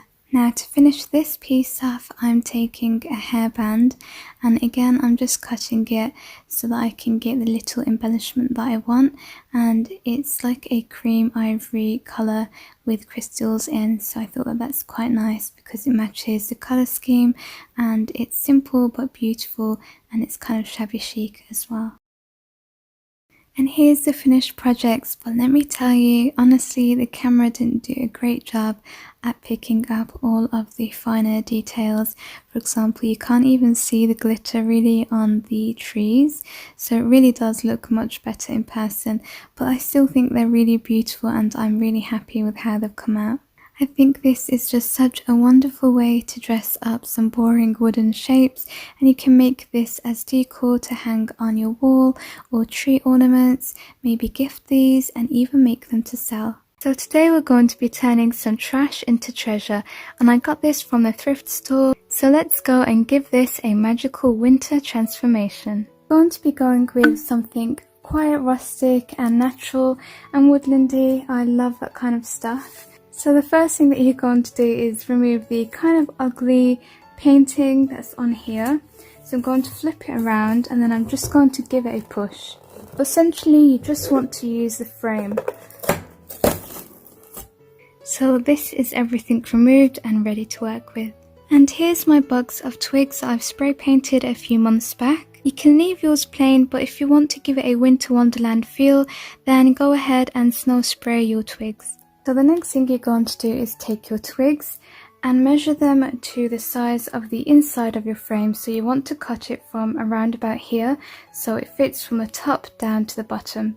And you're going to do that with a few so that the whole thing is full of your sticks. Once you cut your sticks and insert them inside your frame, you're going to hot glue them from the bottom to the top. So I'm just going to keep doing that, cutting all of my twigs and then sticking them down onto the frame with my hot glue gun.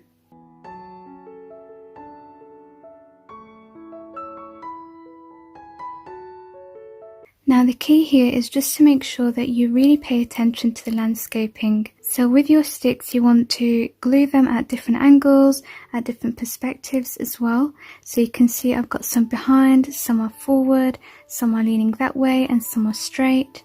This is going to make it realistic but also as interesting as possible. So you can see here I've also played around with the thickness of the twigs, so try to have as much variation as possible. So here's the first process all done now, and you can see I've also done various lengths, so I do have some that are shorter and don't go all the way up. Once you've done this, you're ready to move on to the next final thing, which is really quick and easy, but really adds the final touch. I've got these wooden embellishments here. They actually have glitter on, but I don't want to use this side, so I'm going to flip them over, and I think I have around 3. So you're going to hot glue those just at the bottom of the base there, so that you've got yourself a nice winter forest scene. I've run out of the gold reindeer, so I'm using a Sharpie pen to colour this in.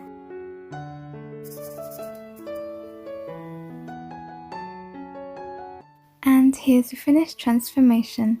I absolutely love winter and Christmas, and so I'm really happy with this winter wonderland. So to get started, you're going to make yourself an artificial shelf.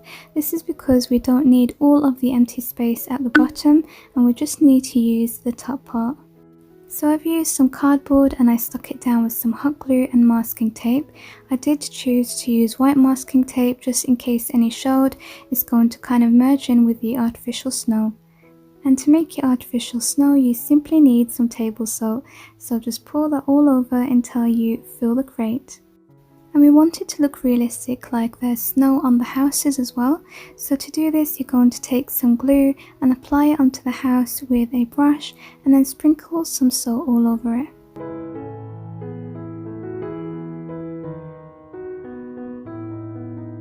I've got this snowy looking artificial bouquet.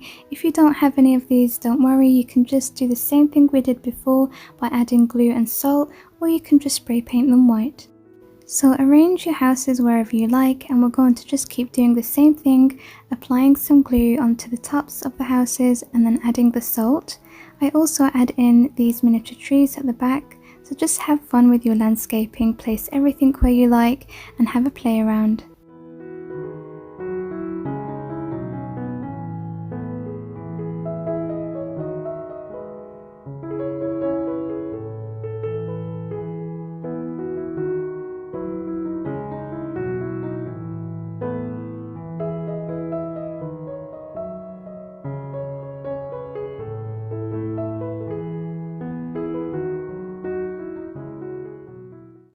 And then you can add some colour and contrast by incorporating some red berries.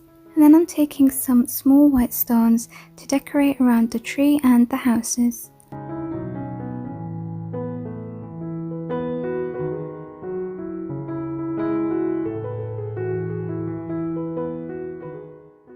Next I'm adding in my deer and I'm making my campfire. To do that, simply take a tea light and cover it up with your snow, and then take 2 little branches and prop them upright in the snow alongside each other.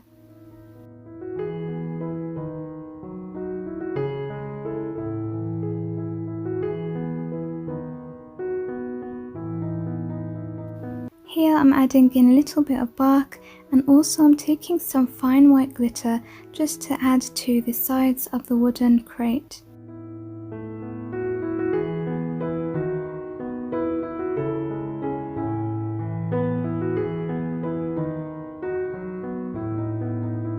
Last but not least, take some fairy lights and attach them to the top of your crate.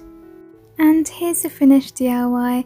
I really love making miniature scenes. I personally find them so magical, so I've got 2 more, but this time we're going to be using different styles and mediums.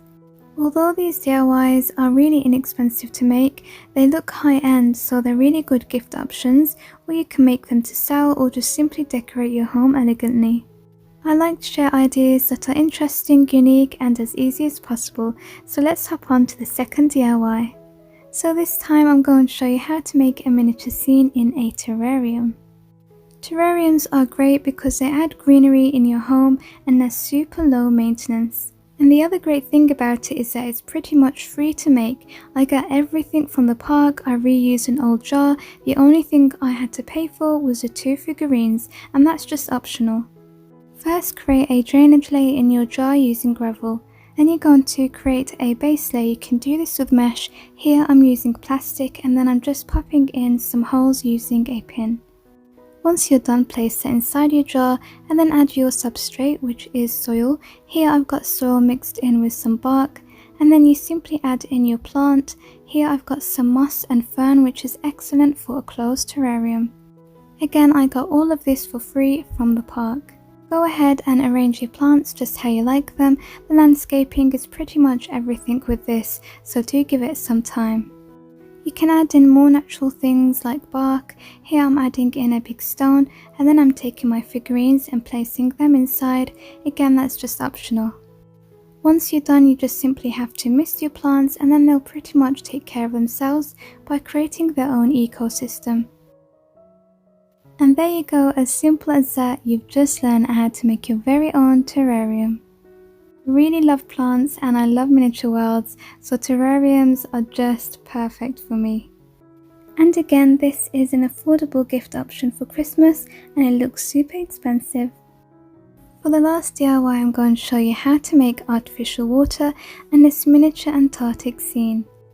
I'm going to begin by showing you how to make your artificial water.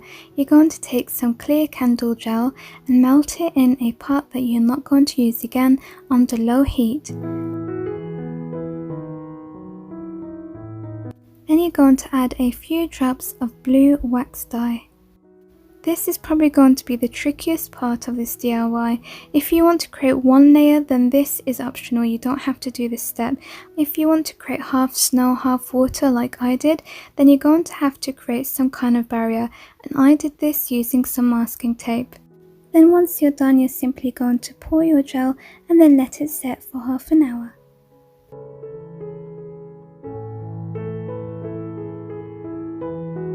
Once your gel is set, gently remove the masking tape.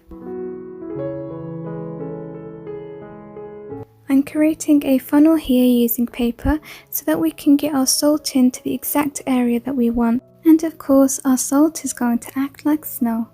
Now to make your snow even more realistic, take a pinch of fine white glitter and add it to your salt. This way it's going to glisten like real snow. Then as a final touch, I'm taking this polar bear tree decoration and adding him to the environment. And here's the last DIY all done and completed, and now you also know how to make artificial water. You can use this tip for any other kind of projects. I'm going to show you how to make a lantern out of items you can find pretty much anywhere. This is going to be a great way to recycle an old jar, so I'm going to be using this one. And for your jar, you can use it with the lid as is, and then you can take a cap and then just glue that on, or any kind of lid. So I've got an old one here. I thought instead of showing you all how to decorate a lantern, it's always fun to actually make one yourself. First things first, I'm going to remove this label, and then I'm going to stick this on to the lid using some E6000 and my trusty hot glue gun. This is all stuck down now, so we're going to go and spray paint it black along with the candle holder. We're also going to spray some white card black. If you have some black card, then that's good. I've only got white, so I'm going to have to spray paint it black, and I'll tell you all what we're going to do with that when it comes to it. Next thing that I'm using are some Epsom salts. If you don't have it, you can just use normal salt. Make sure you put something down first and then pour a few handfuls onto here. This is optional, but I'm going to add some white glitter into here and mix it up, just to add an extra sparkle and shine.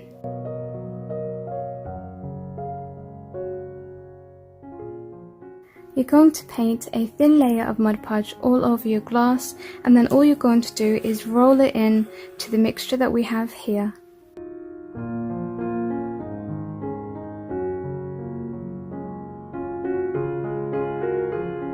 And now I'm ready to roll it in. So all you do is put your hands inside your jar, it makes it easier, and roll it inside your mixture. So my card is all dry now, and I've measured 1/2 centimeter on here and cut off some strips. So I just need 6 strips because of the angles of the glass, so I'm going to hot glue them from the top here to the bottom.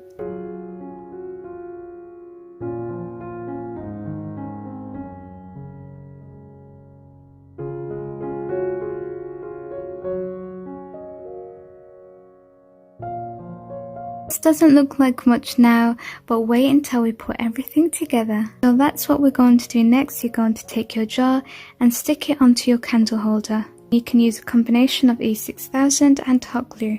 That way you don't need to wait for your E6000 to bond, because your hot glue will stick it temporarily. I also added another strip at the bottom here. Now we're going to decorate the neck of the lantern, and I have this red bow, so I'm going to stick it here, and then I'm also going to use this piece of vintage holly.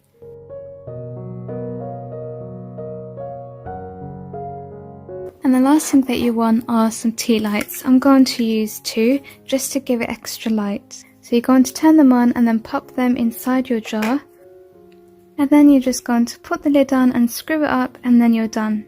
And here's the lantern all done and complete. Make sure that you're subscribed to my channel, leave this video a thumbs up, and let me know what you think in the comments below. So we're going to start with the end, and all I'm going to do is just stick this with some hot glue on the back. And then once you've stuck it down, all you're going to do is keep twirling that around. Make sure it's really nice and tight so that it covers the styrofoam.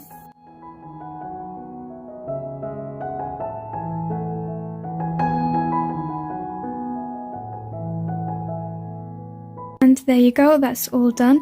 And threading this through the wreath is probably going to be the most time consuming aspect of making it, and the hardest. The rest is really fun and easy. So now we're going to bring the wreath to life by adding in the decorative pieces. Next thing that you want is your miniature trees, and we're going to stick that down on the wreath. We're going to be using a mixture of sizes and colours and styles. So instead of sticking it down like this, the good thing about these trees is that you can bend them. So you can stick it down sideways on the base there, but your tree can stand straight.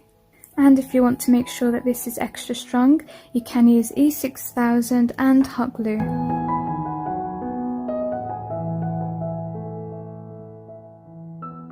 So just play around with your landscaping. You want to make sure it's interesting, it's different in the dimensions as well. And for this tree here, it has a wooden base, so I can't work with it the way that I worked with these. So you just screw off the wooden base so you've got the tree like this, and then it's easier to stick down.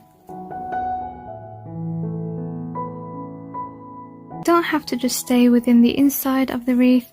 I have added one here, and I think that's just really added a nice touch. Next, you're going to decorate your trees, and you can do that with some garlands or some pom-poms.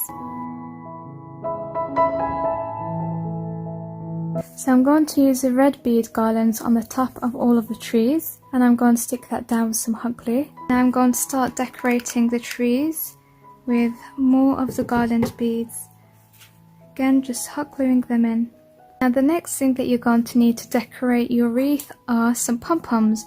So you want them in different sizes, different colours and different textures. So I'm going with this big fluffy one first, and then we're going to hot glue that as well. And now I'm going to stick down this smaller one. I'm just fluffing it up a little bit.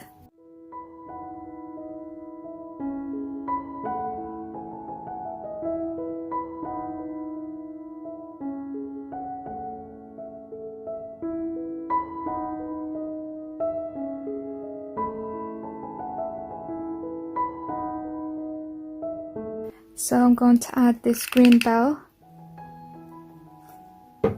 just in the middle of the two pink pom-poms.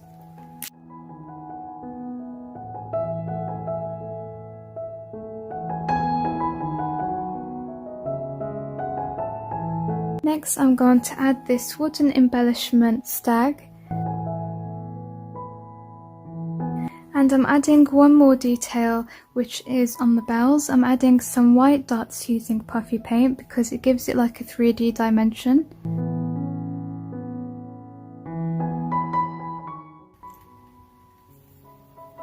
Now we're going to add some red ribbon in the center of the wreath so that we can hang it up. Last but not least, we're going to be adding a cute red bow to the wreath. And here's a finished wreath. I absolutely love this. I think it's so cute and adorable. I love the bright colours. It really does scream Christmas and winter, and it makes me feel jolly. And the next thing that I did, I went onto Google, and I was actually going to tea stain this to make it look old and vintage, but I managed to print this out just how it is, and this is perfect. I just typed in Christmas vintage music, and this is what I found. So all I'm going to do is cut this up into different pieces so that I can stick it to the back of this star here using Mod Podge.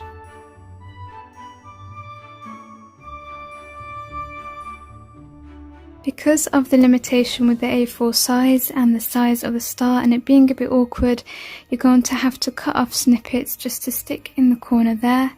So the next thing that I'm going to do, and I hope I have enough glitter, is to stick some Mod Podge on the sides of the star here and then sprinkle some white glitter all over.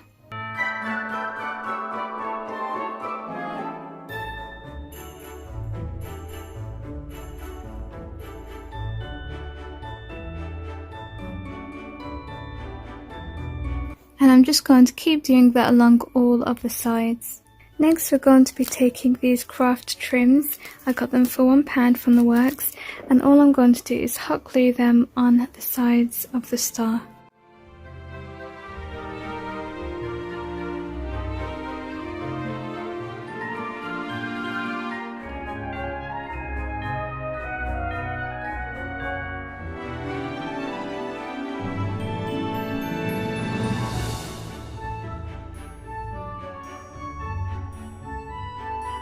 Next I'm going to take some of this artificial snow and we're going to stick that on the bottom, on the base of the star.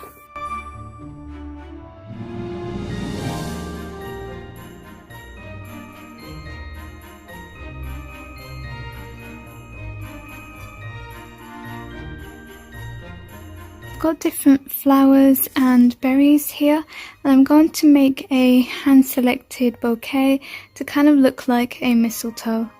So I've got 3 different types here, and I think this arrangement is perfect. It's dainty, it's sort of vintagey, and I love the colours.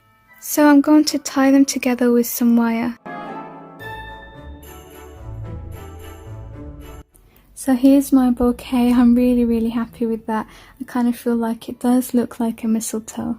I've got these packs of bows and I've just had a look at all the colours and tested it, and I think that the red goes on the mistletoe the best, so I'm going to stick this down with some hot glue as well.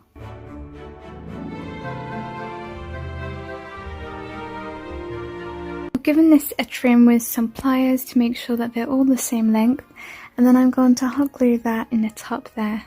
Now all that's left to do is to take 2 reindeer, hot glue them in, and we're going to make sure that they're kissing under the mistletoe.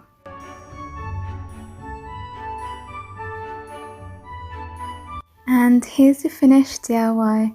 As usual, I am loving this one. I think I'm just enjoying Christmas crafting altogether, and I hope that you have enjoyed it just as much as I have. So you're going to start off by snapping little bits of your twig. So I've got one here that I've done.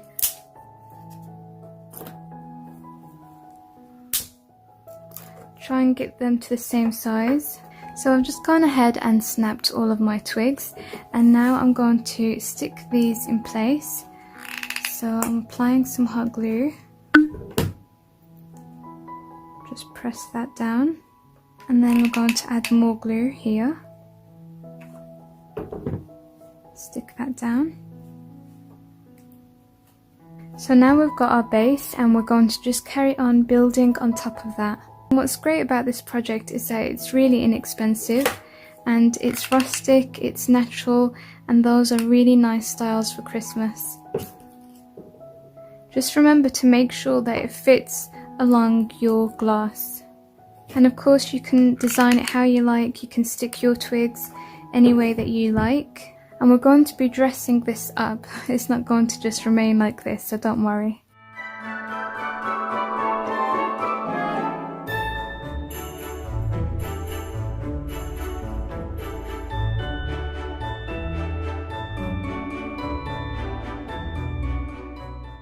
So just keep building it up until you're happy with it. And now we're going to start decorating this. So I've got a few things here to decorate, and we'll see what we use.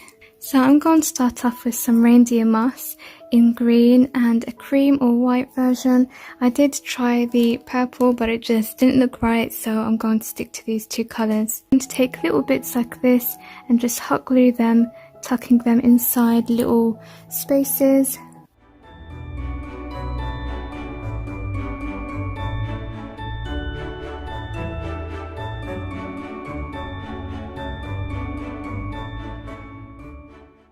And now I'm going to go ahead and stick down these miniature pine cones.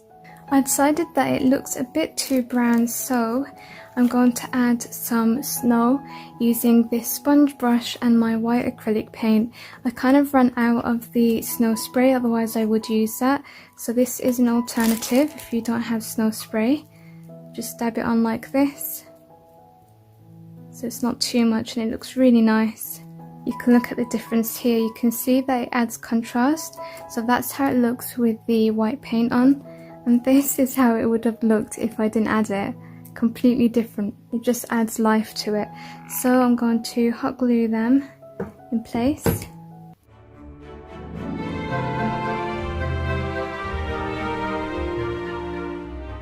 So I'm just trying the orange slices, and I don't think that they fit with this.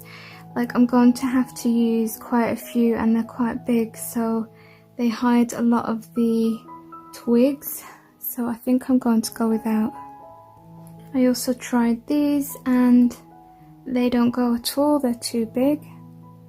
Now I'm trying acorns, and I don't think they go. They're too brown and we've got enough brown, so we need to add some colour and contrast.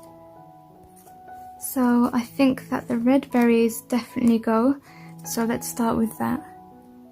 So we're just going to hot glue these in different places throughout. Make sure you play around with the position of everything before you stick it down, because it really does make a difference to the final look. So for example, I could have this up here, but it just doesn't look right because I've got a lot that are standing upright. So I think that this way here is better because it just adds to the dimension. I was going to add in these orange berries, but it just seems too much, so they're going to stay out as well. I'm taking a pearl bracelet that I cut in a previous craft, and these are what's left. And I think I'm going to add a few, so I'm just going to hot glue those in place as well. And the last thing that I'm doing is adding in these wooden shapes I got from Poundland, so I'm using the stars here. And I'm going to leave them plain because I want to stay with a natural look on this. And again, make sure that you play around, see where you want everything to go, and just hot glue them in place. And finally, add your tea light in and you're done. And here's a finished DIY. I have had so much fun putting this together and I really love it. I like natural things and I think this looks so festive. The only thing that I literally brought for this project is the wooden stars. So we're going to be making a really unique wreath that no one's going to have seen before, hopefully. And I really like classical, really simple looks as well, so that's what I'm going for with this one. So the first thing that you want to do is unscrew this metal part here. The next thing that you want is some pliers, and we're just going to get rid of this metal part here as well. And once you have your metal bits off, you're going to hot glue this bottom wreath to the second one. So we're going to glue it like that, so it looks like this. And you can go in with E6000 and hot glue just to make sure that it stays secure. And don't worry about any glue showing because we're going to cover that up later. The next thing that you want is your tea light holder. So we're going to saw this part here, so the second wooden hoop. So you want to make sure that you get your tea light holder so that you can measure how much to cut off. So you want to place it in the center, exactly where you want it, and make 2 markings. So now you're going to be very careful and just cut a little bit of wood.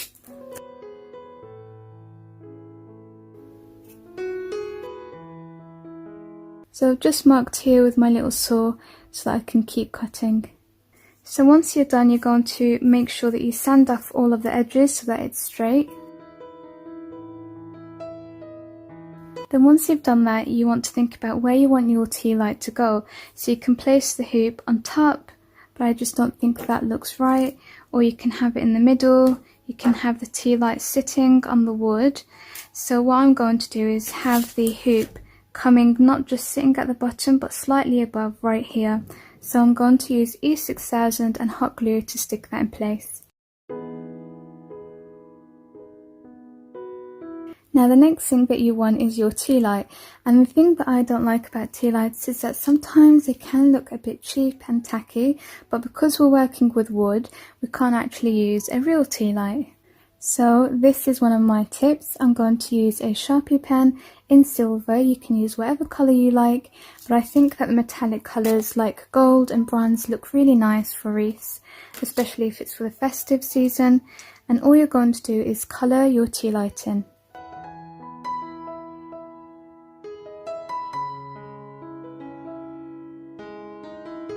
So now we're done with the fundamentals and we're going to start decorating this, but I am still going to keep it very simple. And this is me just trying to get a few things before I get it right for you guys. A lot of the thought process doesn't really get seen on the camera, so I'm just showing you all. I do play around with everything, I just edit it down and give you all the perfect quick version. So after trying out a few things, I think I'm going to settle with this craft vine. I don't know, these just looked too artificial for me for this piece anyway. And I think these are more delicate, and I really think it will go with this more. And whatever you're choosing to work with, you can thread it through so it's in between the two hoops, or you can just completely overlay it over both of them. And I've had a play around, and I think it suits me putting it all over. So I'm just going to apply a small amount of hot glue just there, and then I'm going to stick down the ivy. And then all we're going to do is wrap it around.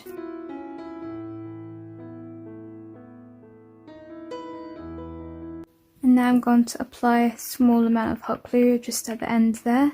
And then you're going to leave that bit to drape. So I'm just going to cut this because there's too much of it. I think just about this much off here. But I'm still going to leave it to drape. And then I'm going to cut another piece and stick it here so that there's two draping down.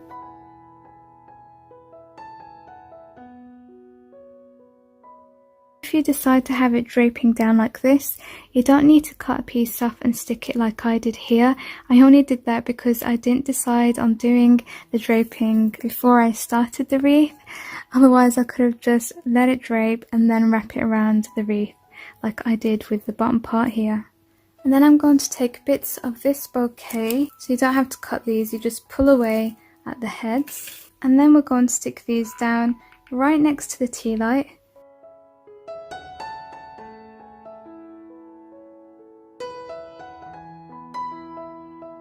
And I think that looks a little bare, so I'm going to add another one in with it.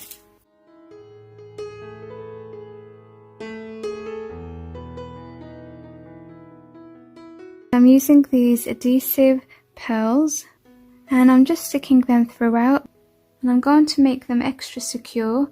They do have a sticky backing to them, but I just feel like that isn't strong enough, so I'm going in with some hot glue as well.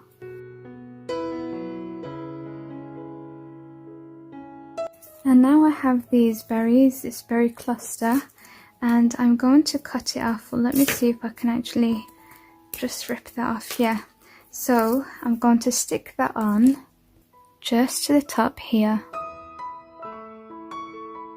And for the final thing, we're going to add some of these dried flowers, baby breath sprigs. These are always great to add detail when you just need something but not something overpowering. It's also dainty and I love that. So I'm not going to stick them throughout the wreath because I've already got a lot going on.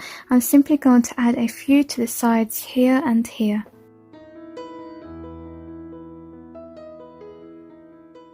And here's the finished wreath.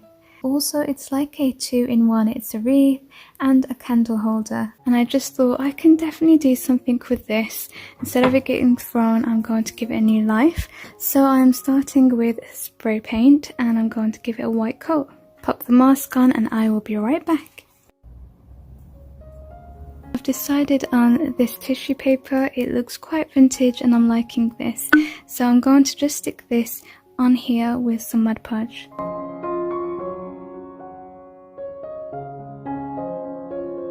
So that's all stuck down. I did that in that compartment and the one below. And now I'm going to be taking some of this artificial snow and we're going to stick that down on the bottom here with some hot glue.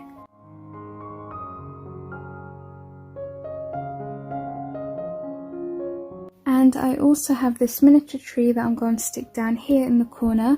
And I managed to find him in one of the thrift stores, so I'm going to stick him down, and he's really vintage, so this ties in really nicely with this project.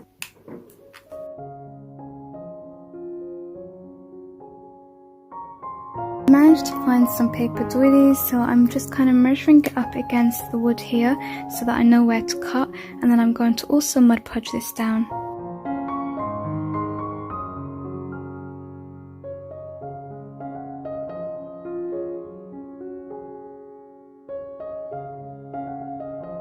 Now I've found two more things that kind of look vintage. This teddy bear ornament I think I got from the charity shop as well, and this also was from the charity shop, and you can see the colour is kind of fading, so this is perfect. I'm just going to stick these two down with some hot glue in this compartment here.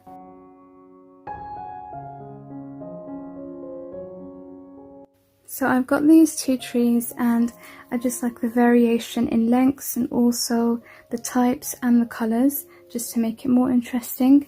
And I'm going to stick these down here with some hot glue as well.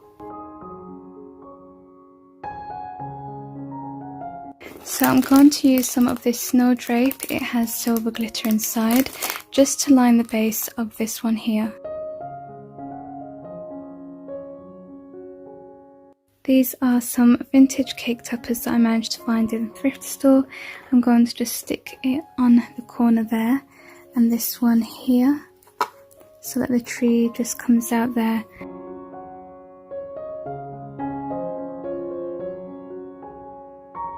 I'm going to be using some of these mini wreath decorations that I got from Hobbycraft. Got these snowflakes, so I'm going to stick them in the corner with some hot glue. I might stick one up there and maybe one here. I decided on 3 snowflakes, so you got one here, one there and one there. This was also part of the cake toppers hack thing that I found in a thrift store, so I'm cutting a bit off and I'm going to just stick that down with some Mod Podge on the back here.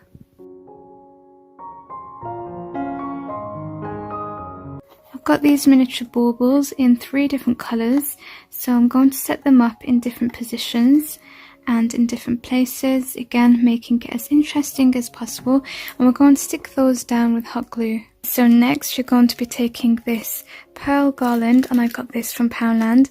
To make it look more vintage and more beautiful, we're going to just glue a strip down here and here.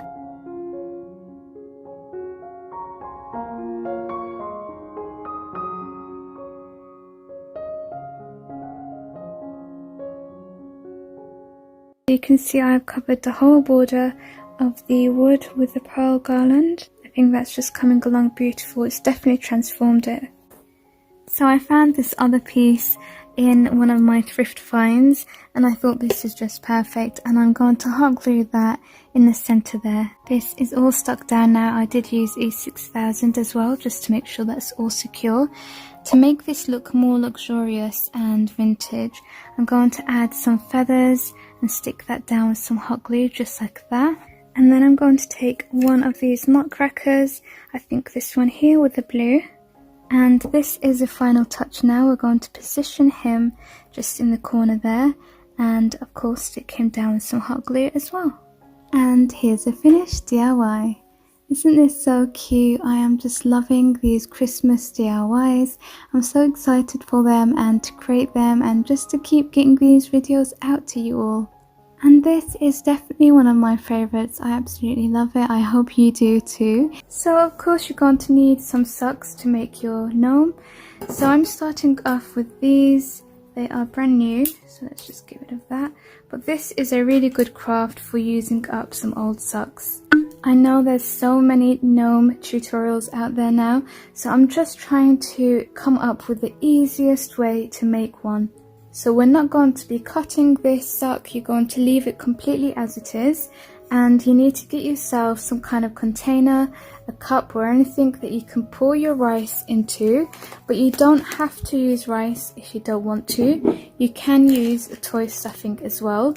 It's just that this is going to make it more stable, so you know that it's not going to fall over or anything like that if you do use rice, so that's why I'm choosing to use that. Okay, let's just bring you guys up a little bit higher so you can see things a bit clearer. So all I'm going to do now is put my sock over the glass and just pour all of that rice in. So now all you're going to do is just shape that a little bit and then tie your sock like this. So all of that rice is safe in there. So now just kind of move your knot a little bit to the side because you're going to want the center here. And you're going to be taking a mop head. I know it seems crazy, but it's going to look amazing once you're done. So take some hot glue, kind of make a little bit of a hole in your sock and apply loads of hot glue. So you can see that's a generous amount in there. And then take your mop head and just press it inside.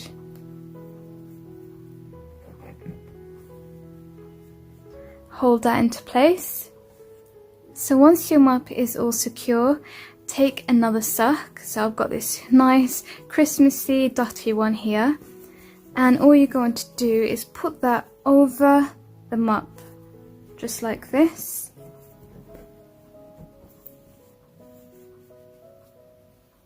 So this has been really easy so far, no cutting involved. So with this sock here, I'll just kind of put the rim up a little bit so that it looks like a hat and the green comes out. So all you're going to do now, you don't need a cone or anything. Like I said, I'm trying to make this like the simplest tutorial ever. I'm going to be taking a hairband and tying it up here so it looks more like a hat as well. So this is the colour that I've got, and I'm just going to scrunch that up and put it over the green part of the sock. So you can see the hairband can't really be seen, and then you can just kind of style the hat how you like. You can have it this way, you can have it like this. And I completely forgot to show you that I like adding some essential oils into the rice because it makes it smell so good. So you can try that out as well. And now for the nose, you can use a pom-pom, you can use a ping pong ball, you can even just pinch out the nose from the sock that's already existing. So all you do is just like literally pinch it and then wrap a hairband around. I have done a tutorial using this method before, so you can check that out. I will link that for you. But today I am going to be using these balls, and this is the size that I'm using. These are really cheap and you can find them pretty much anywhere. So this is how it looks. I'm just going to add some colour to it. So I put my ball on a skewer just to make it easier to work with. Then I'm going to apply some of this glue stick all over it. Then you're going to take some white glitter and sprinkle it all over your ball. So here's mine all done. I have added a touch of the pink glitter here. So we're just going to apply some hot glue, and you're going to just stick your nose onto the gnome. And here's the finished DIY. So I got this out because I think that this is a great foundation to start with. This is an artificial garland.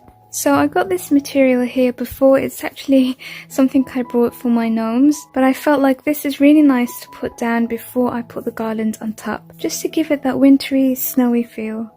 Next you're going to take 2 LED candles and put them in the corner. So I've got one here, and we're going to take the other one and place it all the way on the other end. Next I'm placing these teddy bears in the center. I like how vintage this looks. And directly onto these teddy bears I've got these bells here, still new, and it's got the price on, so I'm going to take that off. And then all we're going to do is place that under here in the middle so it hangs down, and that's beautiful. And I'm going to be going with the traditional colours, so I've got these gold leaves here, and they have some wire on, so I'm just going to cut this off and then put them onto this green garland throughout. Okay, so I had 3 in a pack and I just decided on 2, one there and one on the other side there. That's because this had enough with the bells and the teddy in the centre. So far with all of my crafty DIYs for Christmas, I've been trying to go with the vintage vibe, so I'm really trying to make this also vintage. And I picked this up from the thrift store, and that really is vintage. The colours, the labels, everything about it. So I'm just going to put that there, and then we're going to put in some trees. So I've got 3 different colours here, gold, white and green. So I'm just going to arrange that inside. So here it is. I did fill it up with a few more. These are in different sizes, so I've got a small one here and then a medium and then the larger ones there. And in this corner here I have added another vintage bear. It's adorable, look, he's even holding a small one. So let's have a look through here. This is what I was looking for, a cloche. A cloche is really nice for vintage and modern decorations, they fit for both. And they're a really simple way just to make something look so stunning. So let's place that here. I also have this sprig with acorns and berries on, so all we're going to do is place that inside. Simple, but it's going to look nice because everything in a cloche does. And this here is another cloche that I've just put together. It's got a robin, some berries and just some greenery.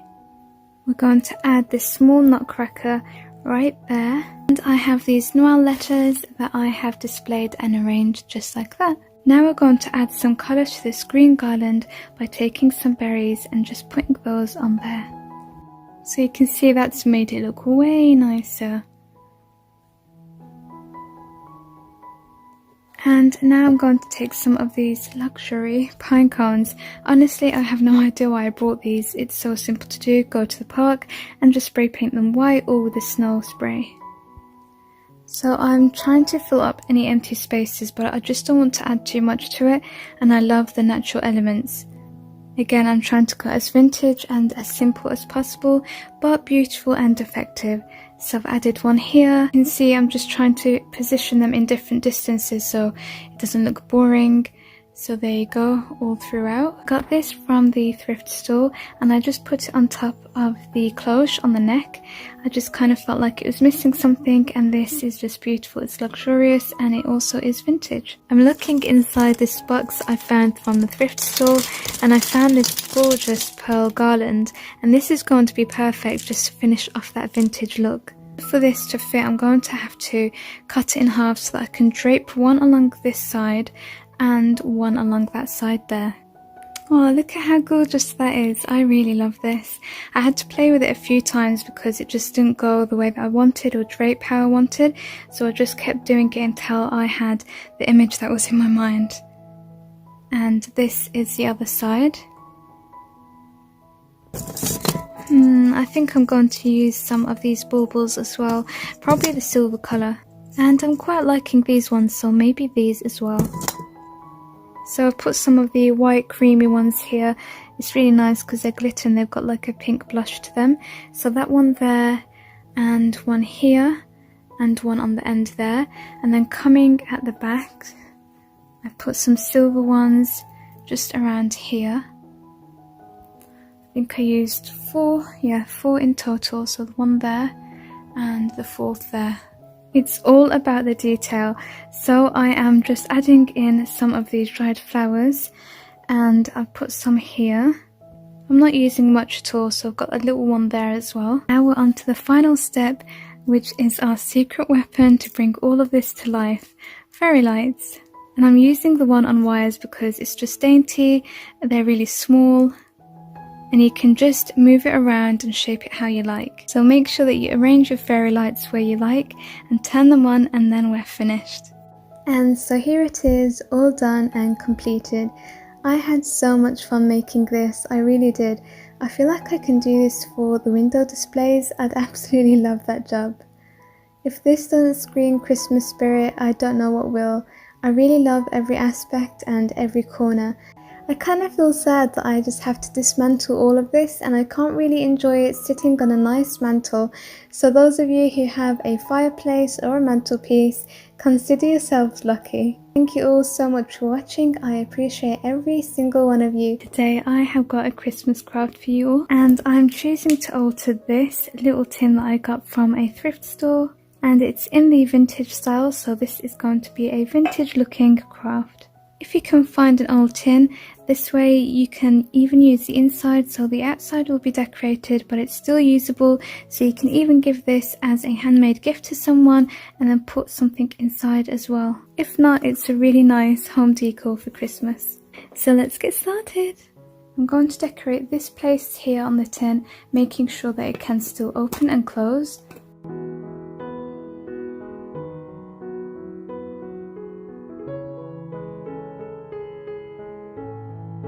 And this is how it looks now, so I think that's already improved it. Then you're going to take a big artificial tree, add some hot glue on the base,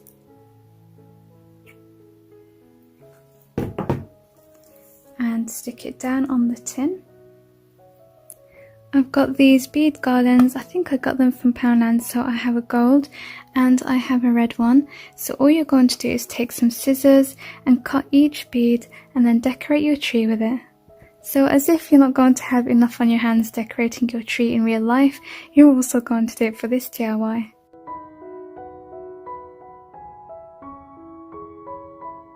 So this is the tree at the moment. Of course it's missing the top, so I've had to look around my craft room and I found these snowflakes, so I think I'm going to put one of those just on the top of the tree there.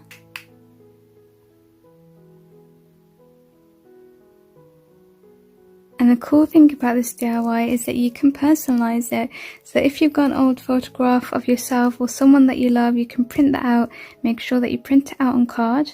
I didn't have any photos on me, so I just went onto Google and I typed in something like vintage child Christmas standing up, because you do need a photograph with you standing up. So all we're going to do is cut this out. So here she is all cut out. I have printed a second copy because I want to create a little hat for her, so I'm going to cut that out of her dress.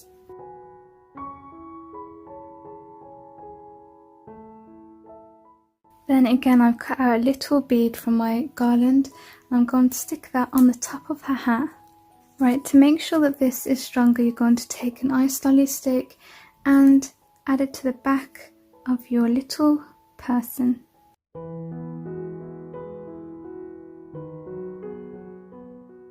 Okay, notice how I've left just a small amount of the lollipop stick showing.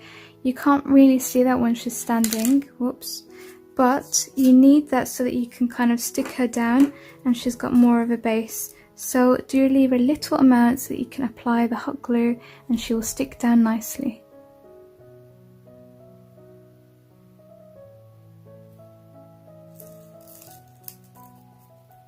And here she is, she's standing there happy, she's all stable, all stuck down, and I've got this a Merry Christmas. It's a vintage cake topper. I got this in a box with some other ones. So I'm going to stick this down, but don't worry if you can't find anything like this. Again, you can just print it out on card. And we're going to be taking some of this to cut and make it so that she is holding it in her hand. So that's all stuck down now, so I've placed exactly where the two hands are as though she's holding it, and it's draping down to here. So for the final thing, you're going to need to make a present. And I made these miniature gifts last year, so these are all created by me in a small mason jar. It's so cute. I will leave the tutorial for you guys if you want to see how to create a little gift for this tutorial as well. And I'm just going to hot glue that under the tree. So I'm going to be gluing this at an angle, just like this, because it makes it more interesting, and also because it kind of can't really be seen as much when it's flat like that. And here's the finished DIY. I had so much fun putting this together. It's actually one of my favourites, and I'm so excited to be starting Christmas crafts. If you love this vintage style or you like altered crafts, make sure you let me know in the comments below, because I love them and I would love an excuse to carry on doing some. This DIY is one of my all-time favourites. You're going to learn how to use a gift bag and make it into a lighted frame that looks really expensive. And you can always take these ideas and use them for any other holidays or seasons, and they make really nice handmade gifts as well as decor. So all I did was measure the gift bag to the size of the frame, and I've cut that out. Then you're going to hold that up to the light and mark where you want your LED lights to show. The tip here is to make sure that you count how many LED light heads you have so that you can make the marks accordingly. Then you're going to take some tape to stick down the LED lights where you've marked on the paper.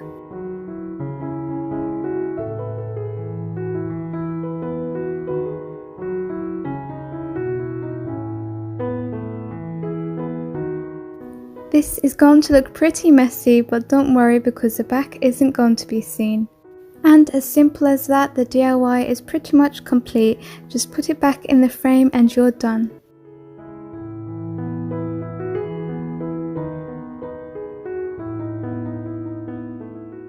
And so here's the first DIY now complete. This is such a nice gift idea, so if you're looking for a last minute gift, this is for you. Now we're on to our second DIY, and I know I said this about the first one, but I love this. I hope you guys love it as much as I do. I mean, we all like shakers, right? They are so fun.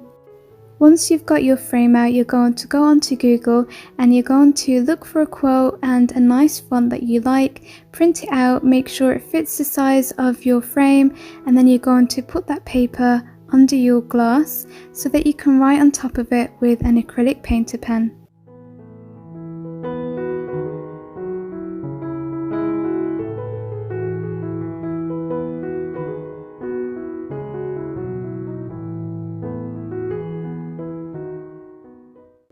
Once you've finished, put your glass back in and take some snowflakes and some white glitter and pour that on the base of your frame.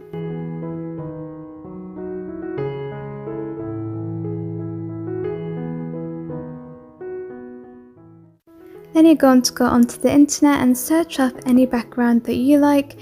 This is the one that I've chose, and I'm just measuring it up to my frame so that it fits, cutting it out and then putting it into the back and closing my frame.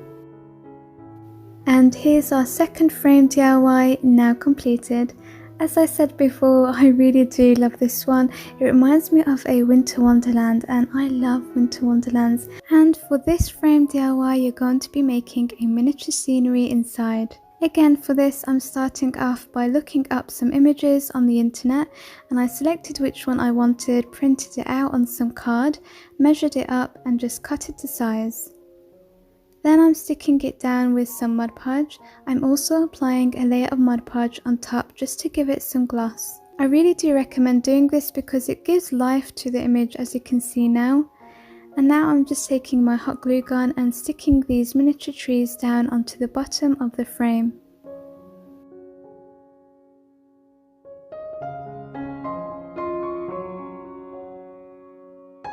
And then you're going to stick down any miniature figurine that you have, like a reindeer or a snowman, with some hot glue, and then cover the base with some salt to act as snow.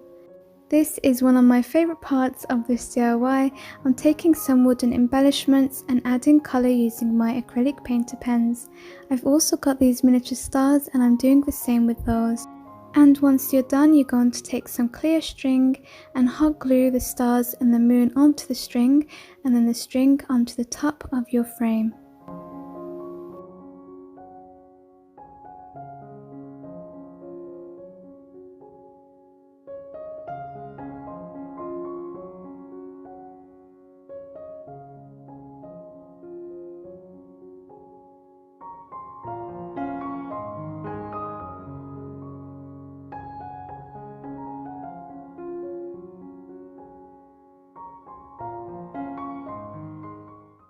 Now you're going to bring back the seam that you printed out earlier and add that to the back of your frame, then just do your frame up and you're done. And here's the third DIY now completed. Isn't it just beautiful? I feel like I can look at this all day.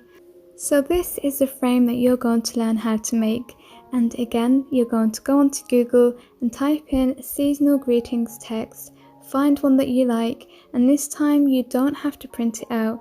I'm just copying it via the screen. So I'm just using a Sharpie in gold to go over the text on the screen, and I'm just reusing the paper that was already inside the frame.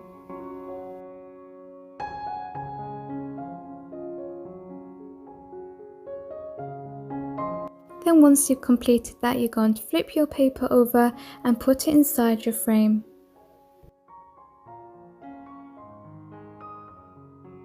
Then you're going to take 2 twigs and hot glue them to the glass and the side of the frame. I'm also taking some of this greenery and just cutting it off with some pliers and some berries, and I'm hot gluing those onto the twigs.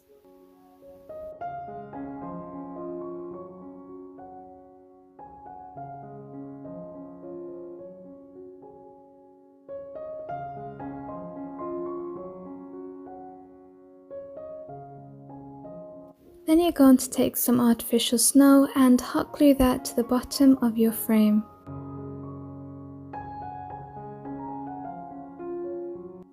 Then once you're done, go outside and spray the whole thing with some snow spray. This is optional, but I just really wanted to add a bird on the top, so I just hot glued him into place. And now it's time to add the final thing, which is our LED lights. And I'm going to do this on the sides of the frame using some sticky foam pads. And here's the final DIY. As always, thank you all so much for the support. I love you guys. The first DIY you're going to be making is a cute unicorn bauble to hang on your tree. You're going to begin by making the unicorn's horn. To do this, you need some clay. Take 2 thin long strips and just twist them together.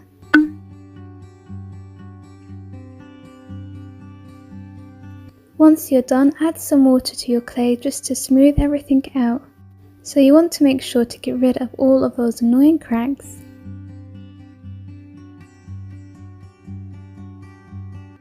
Now take your horn and paint it any colour you want. I'm using gold. Then take some more clay and shape 2 little ears.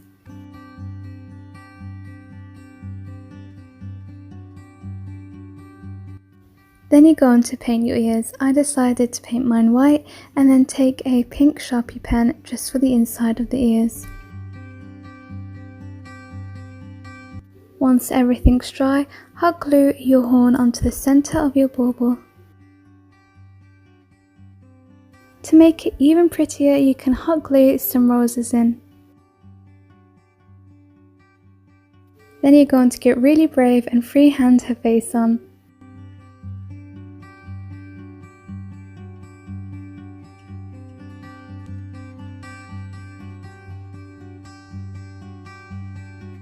And for the final step, you're just going to hot glue her ears and the side of her head. And here she is in all her beauty. I hope that you guys have as much fun as I did putting this together. It's so quick and easy. Now we're on to the second DIY, and honestly this one is so quick, but it's really one of my favourites, and I think it's quite a nice handmade gift as well. So I'm just using a silver acrylic painter to colour the moon in, and then I'm attaching that with some wire. So I had these wooden embellishments that I brought from Hobbycraft, and I just really arranged them into a scenery. It's so quick, guys, to make, honestly, but you know what, it looks like one of those really expensive things that you find in the Christmas markets and such, so I hope that you do enjoy it. We're on to our third and final Christmas ornament, and you're going to learn how to make this adorable candy cane. You're going to start by taking 2 red felt sheets, then outline your candy cane on there and cut it out. Then place that on top of the other red felt sheet so that you can use this as an outline. So you should end up with 2 candy canes that look exactly the same.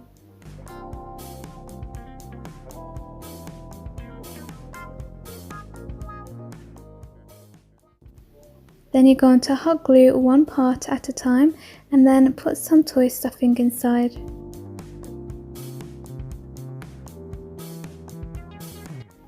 We're going to make this even more magical, so this candy cane isn't going to be any old standard candy cane, it's even going to light up. So take some LED lights, you can get these from Poundland, and use that inside as well.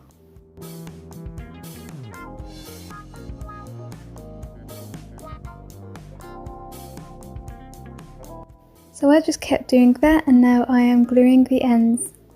Measure a sheet of white felt against your candy cane and then cut that out. And once you've done that, cut some white strips off. Then you're just simply going to hot glue those throughout your candy cane.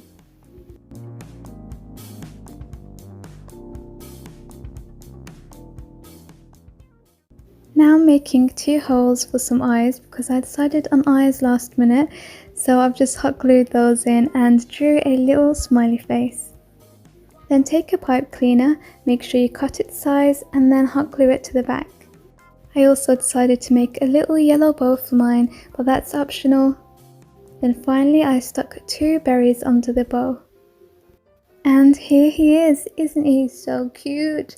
His little face is honestly gonna cheer anyone up. And don't forget, he's even more special because he lights up.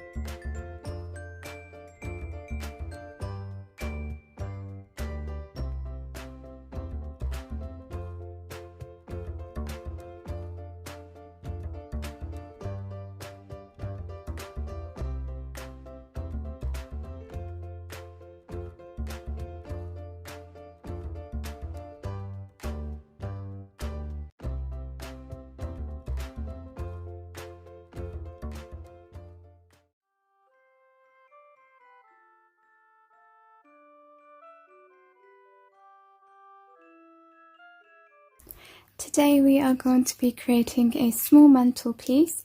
I'm starting off with a thin bit of wood. This is actually a balsa bundle pack that I got. I'm just going to remove this label.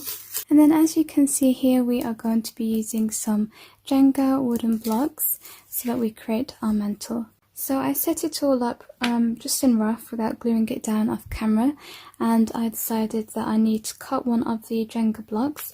So you can see here I've kind of cut it in half really. So you just need one that's cut in half and the rest are good to go. So I'm using a total of 5 pieces just as they are, and then the 6th piece is the one that I have just cut in half. So you're going to start by taking your half, adding some hot glue. You can use E6000 if you like, and we're just going to stick the two together. And then once you've done that, you want to take your platform, whatever you're using, and you want to stick the Jenga blocks in the middle. Make sure it's nice and centered, so I've got them even on both sides here. And then I'm going to stick this block down.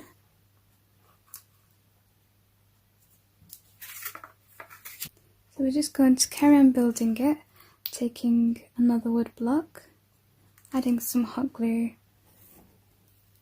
and we're just going to stick it on the side here. And then for my top two, stick them together again, and I've designed it so that the edges of the tumble blocks come out a little bit. So let me just flip this over. This is how I'm having mine.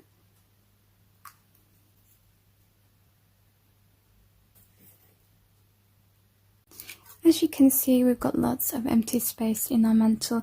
You can use cardboard if you like. I've just got this thin piece of balsa from the same bundle, and I've measured it as you can see. I've got my pencil marks there, and then I'm going to cut it and we're just going to stick it at the back. Now I'm just going to fill the centre of the mantel. I'm taking the same balsa wood and I've cut it to size, and I'm just going to apply some glue, and then we're going to stick it in there like this. Now for the inside of my mantel, I chose to have a fire. So I went onto the internet and I found something that I like. I've managed to size it up in 3 different sizes just because I'm not sure what's going to work. I'm going to cut it out and then we're going to stick it on, and I'm going to use my double-sided tape to do this because it's paper, so when I use glue it kind of shows through and I just don't like that. So I've got my double-sided tape on there. I'm just going to peel it back and then apply one more just across. And now we're ready to stick it in. Now we're going to move on to creating a garland for our mantelpiece, and I'm going to use this pine garland here, just cutting it size with my pliers, and then we're going to stick it on and we're going to just carry on decorating.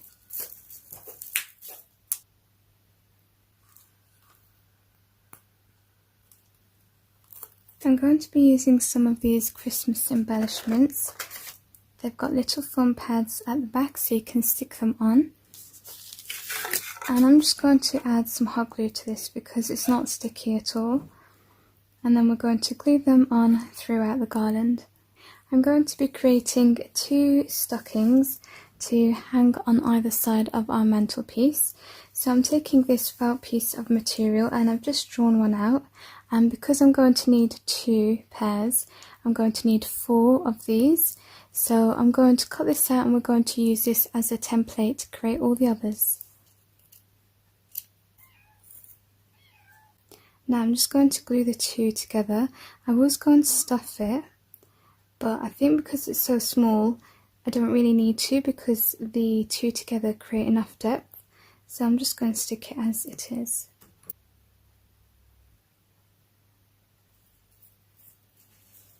So as you just saw, I wrapped the pipe cleaner around, and I'm not going to need to hot glue it in place because it's quite sturdy as it's got wire in there already.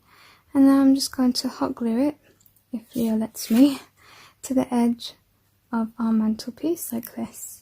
So I decided to place the 2 stockings on top of each other like this, rather than have another one at the end, and that's because I'm going to place some trees here. so this side is going to be kind of hidden, and this side looked a little empty, so that's why I decided on that. And these are the trees that I'm going to be using. This one has like some lights with it, but I'm probably going to actually remove this because it's red lights and it doesn't look that great. This is a bigger one and it's darker green, so I'm going to have that come right here at the back. And then I'm going to take two smaller trees. This is in the size medium, and this one is a cream colour and a lighter green. And I'm going to arrange them just like this. And then you can stick them down with your hot glue as well. I'm going to be creating a faux fur rug for this area here. To do that, I am taking this old fur colour from a coat, and I'm just going to cut it, and then we're going to stick it on using our hot glue. It's pretty thick, so I'm hoping I can make it a little bit thinner. So I've just cut this down quite a lot so that I am happy with it, and it's not too thick now, and it really does look like a little faux fur rug. I love it. So I'm just going to glue this down, and then I think we've just got maybe one more thing that I'll add here, and then I hope that we are done. To finish up, I'm going to be taking one of these presents. This one is in scale, the rest are too big, so what I've done is just pulled it off. You can see the hot glue there, and I cut it because it was all tied together with some ribbon. So I'm just going to hot glue this down, and then I'm going to place it in the corner just here. And then I was debating if I should just leave the rug plain or add a little bit to it. So I had this Dalmatian dog, for example, but that didn't look right. I also was contemplating whether I should add this cat instead of that gift, but it was too big, it just wasn't in scale. So that left me with these two cats, and I added both. It looked too much, so I'm just going with one. I think that looks perfect, so I'm just going to place it there. And this is the finished project. It's just so adorable. Every time I see it, I'm smiling. I love the little rug and the cat, and I think that the mantle came out so good. I just love that fire. It makes it look so realistic. Today we are going to be making a Zen garden. It's super nice and easy. It's a really nice thing to decorate your desktop or home with, but you can also make this to gift or sell. Now I am making two versions of the Zen garden. One is going to be really quick with everything that I have brought from the shops. I actually had all of this in my stash already, but for those of you who might not have access to these things, I decided I will show you another version where we make everything by hand. So as you saw at the beginning of the video, I started off with a mirror, and then I took some salt and placed it inside so that it's acting as our snow. I'm always using this salt, I'm just reusing it for lots of different projects. And then I'm taking this lid and placing it inside. This is one of my favourite secret tricks. I'm going to be using some blue hair gel. I'm placing it inside the lid, and this is going to act as our water. If you're enjoying today's video, make sure you hit that thumbs up and that subscribe button, and leave me a comment so that I know you're watching. And then you can place whatever you like in here, a penguin, a Santa, whatever you want. I have this snowman, so I'm placing him inside with two green trees. I actually played off camera because I had different size trees and different colours, but the green just worked the best. And then I'm taking this small little wooden sleigh and adding it inside as well. And then to complete the Zen garden, of course, we need a rake. Like I said, I have all of this already on me, but I'm going to show you how to make your own if you don't have one. To break up all of the white colour, I decided to take this really nice Christmas ribbon that I had brought so that I can stick it around the whole thing. So I just cut that and stuck it on with my hot glue. And here's the final project. It's just so beautiful. It's like a winter wonderland. I really love the blue and the white and the green. It all just pops and really stands out. And this cost me around $5 or just under to make. So it's super cheap, affordable, really quick and easy. Today we are going to be taking some literal rubbish or trash, whatever you like to call it, and we're going to be transforming it. So I am starting off with this box. It came with something I had ordered a long time ago, and I just couldn't throw it out. I knew I was going to use it for something. That's what we do as crafters. This box in particular came as two, so you can see it's got like an inner box. I'm taking a sticky foam pad, adding it to the side just so that it doesn't move around and it's fixed as one. I'm then giving it a coat of white paint. Thankfully it only needed one layer. I thought it might need several, but yeah, I got away with just one. Once my box was all covered in paint and it was nice and dry, I thought about my background and I decided that I will use some of this gift wrap that I've got in my stash. I'm using the starry one because I wanted it to look like night, so I'm just going to measure it, cut it out and stick it inside using my glue stick. Now that I had my background in, I knew that I had to think about what to cover the base of the box with. So I took this felt piece of material. It had silver and white specks of glitter in as well, so I thought that was really nice because it does look like snow. So again, I just cut its size and then stuck it down with my hot glue. I made sure that my material is a little bit longer so that it can come down on the sides, and then I just added some glue to secure that. And today I am taking part in a challenge hosted by the Schwoven's Nest and Domestic Diva DIY, so you can check the playlist in the description box as well as their channels. I'm making use of this little house that I've used in a previous DIY. It's a tea light house, which is really nice because I love that light that comes through.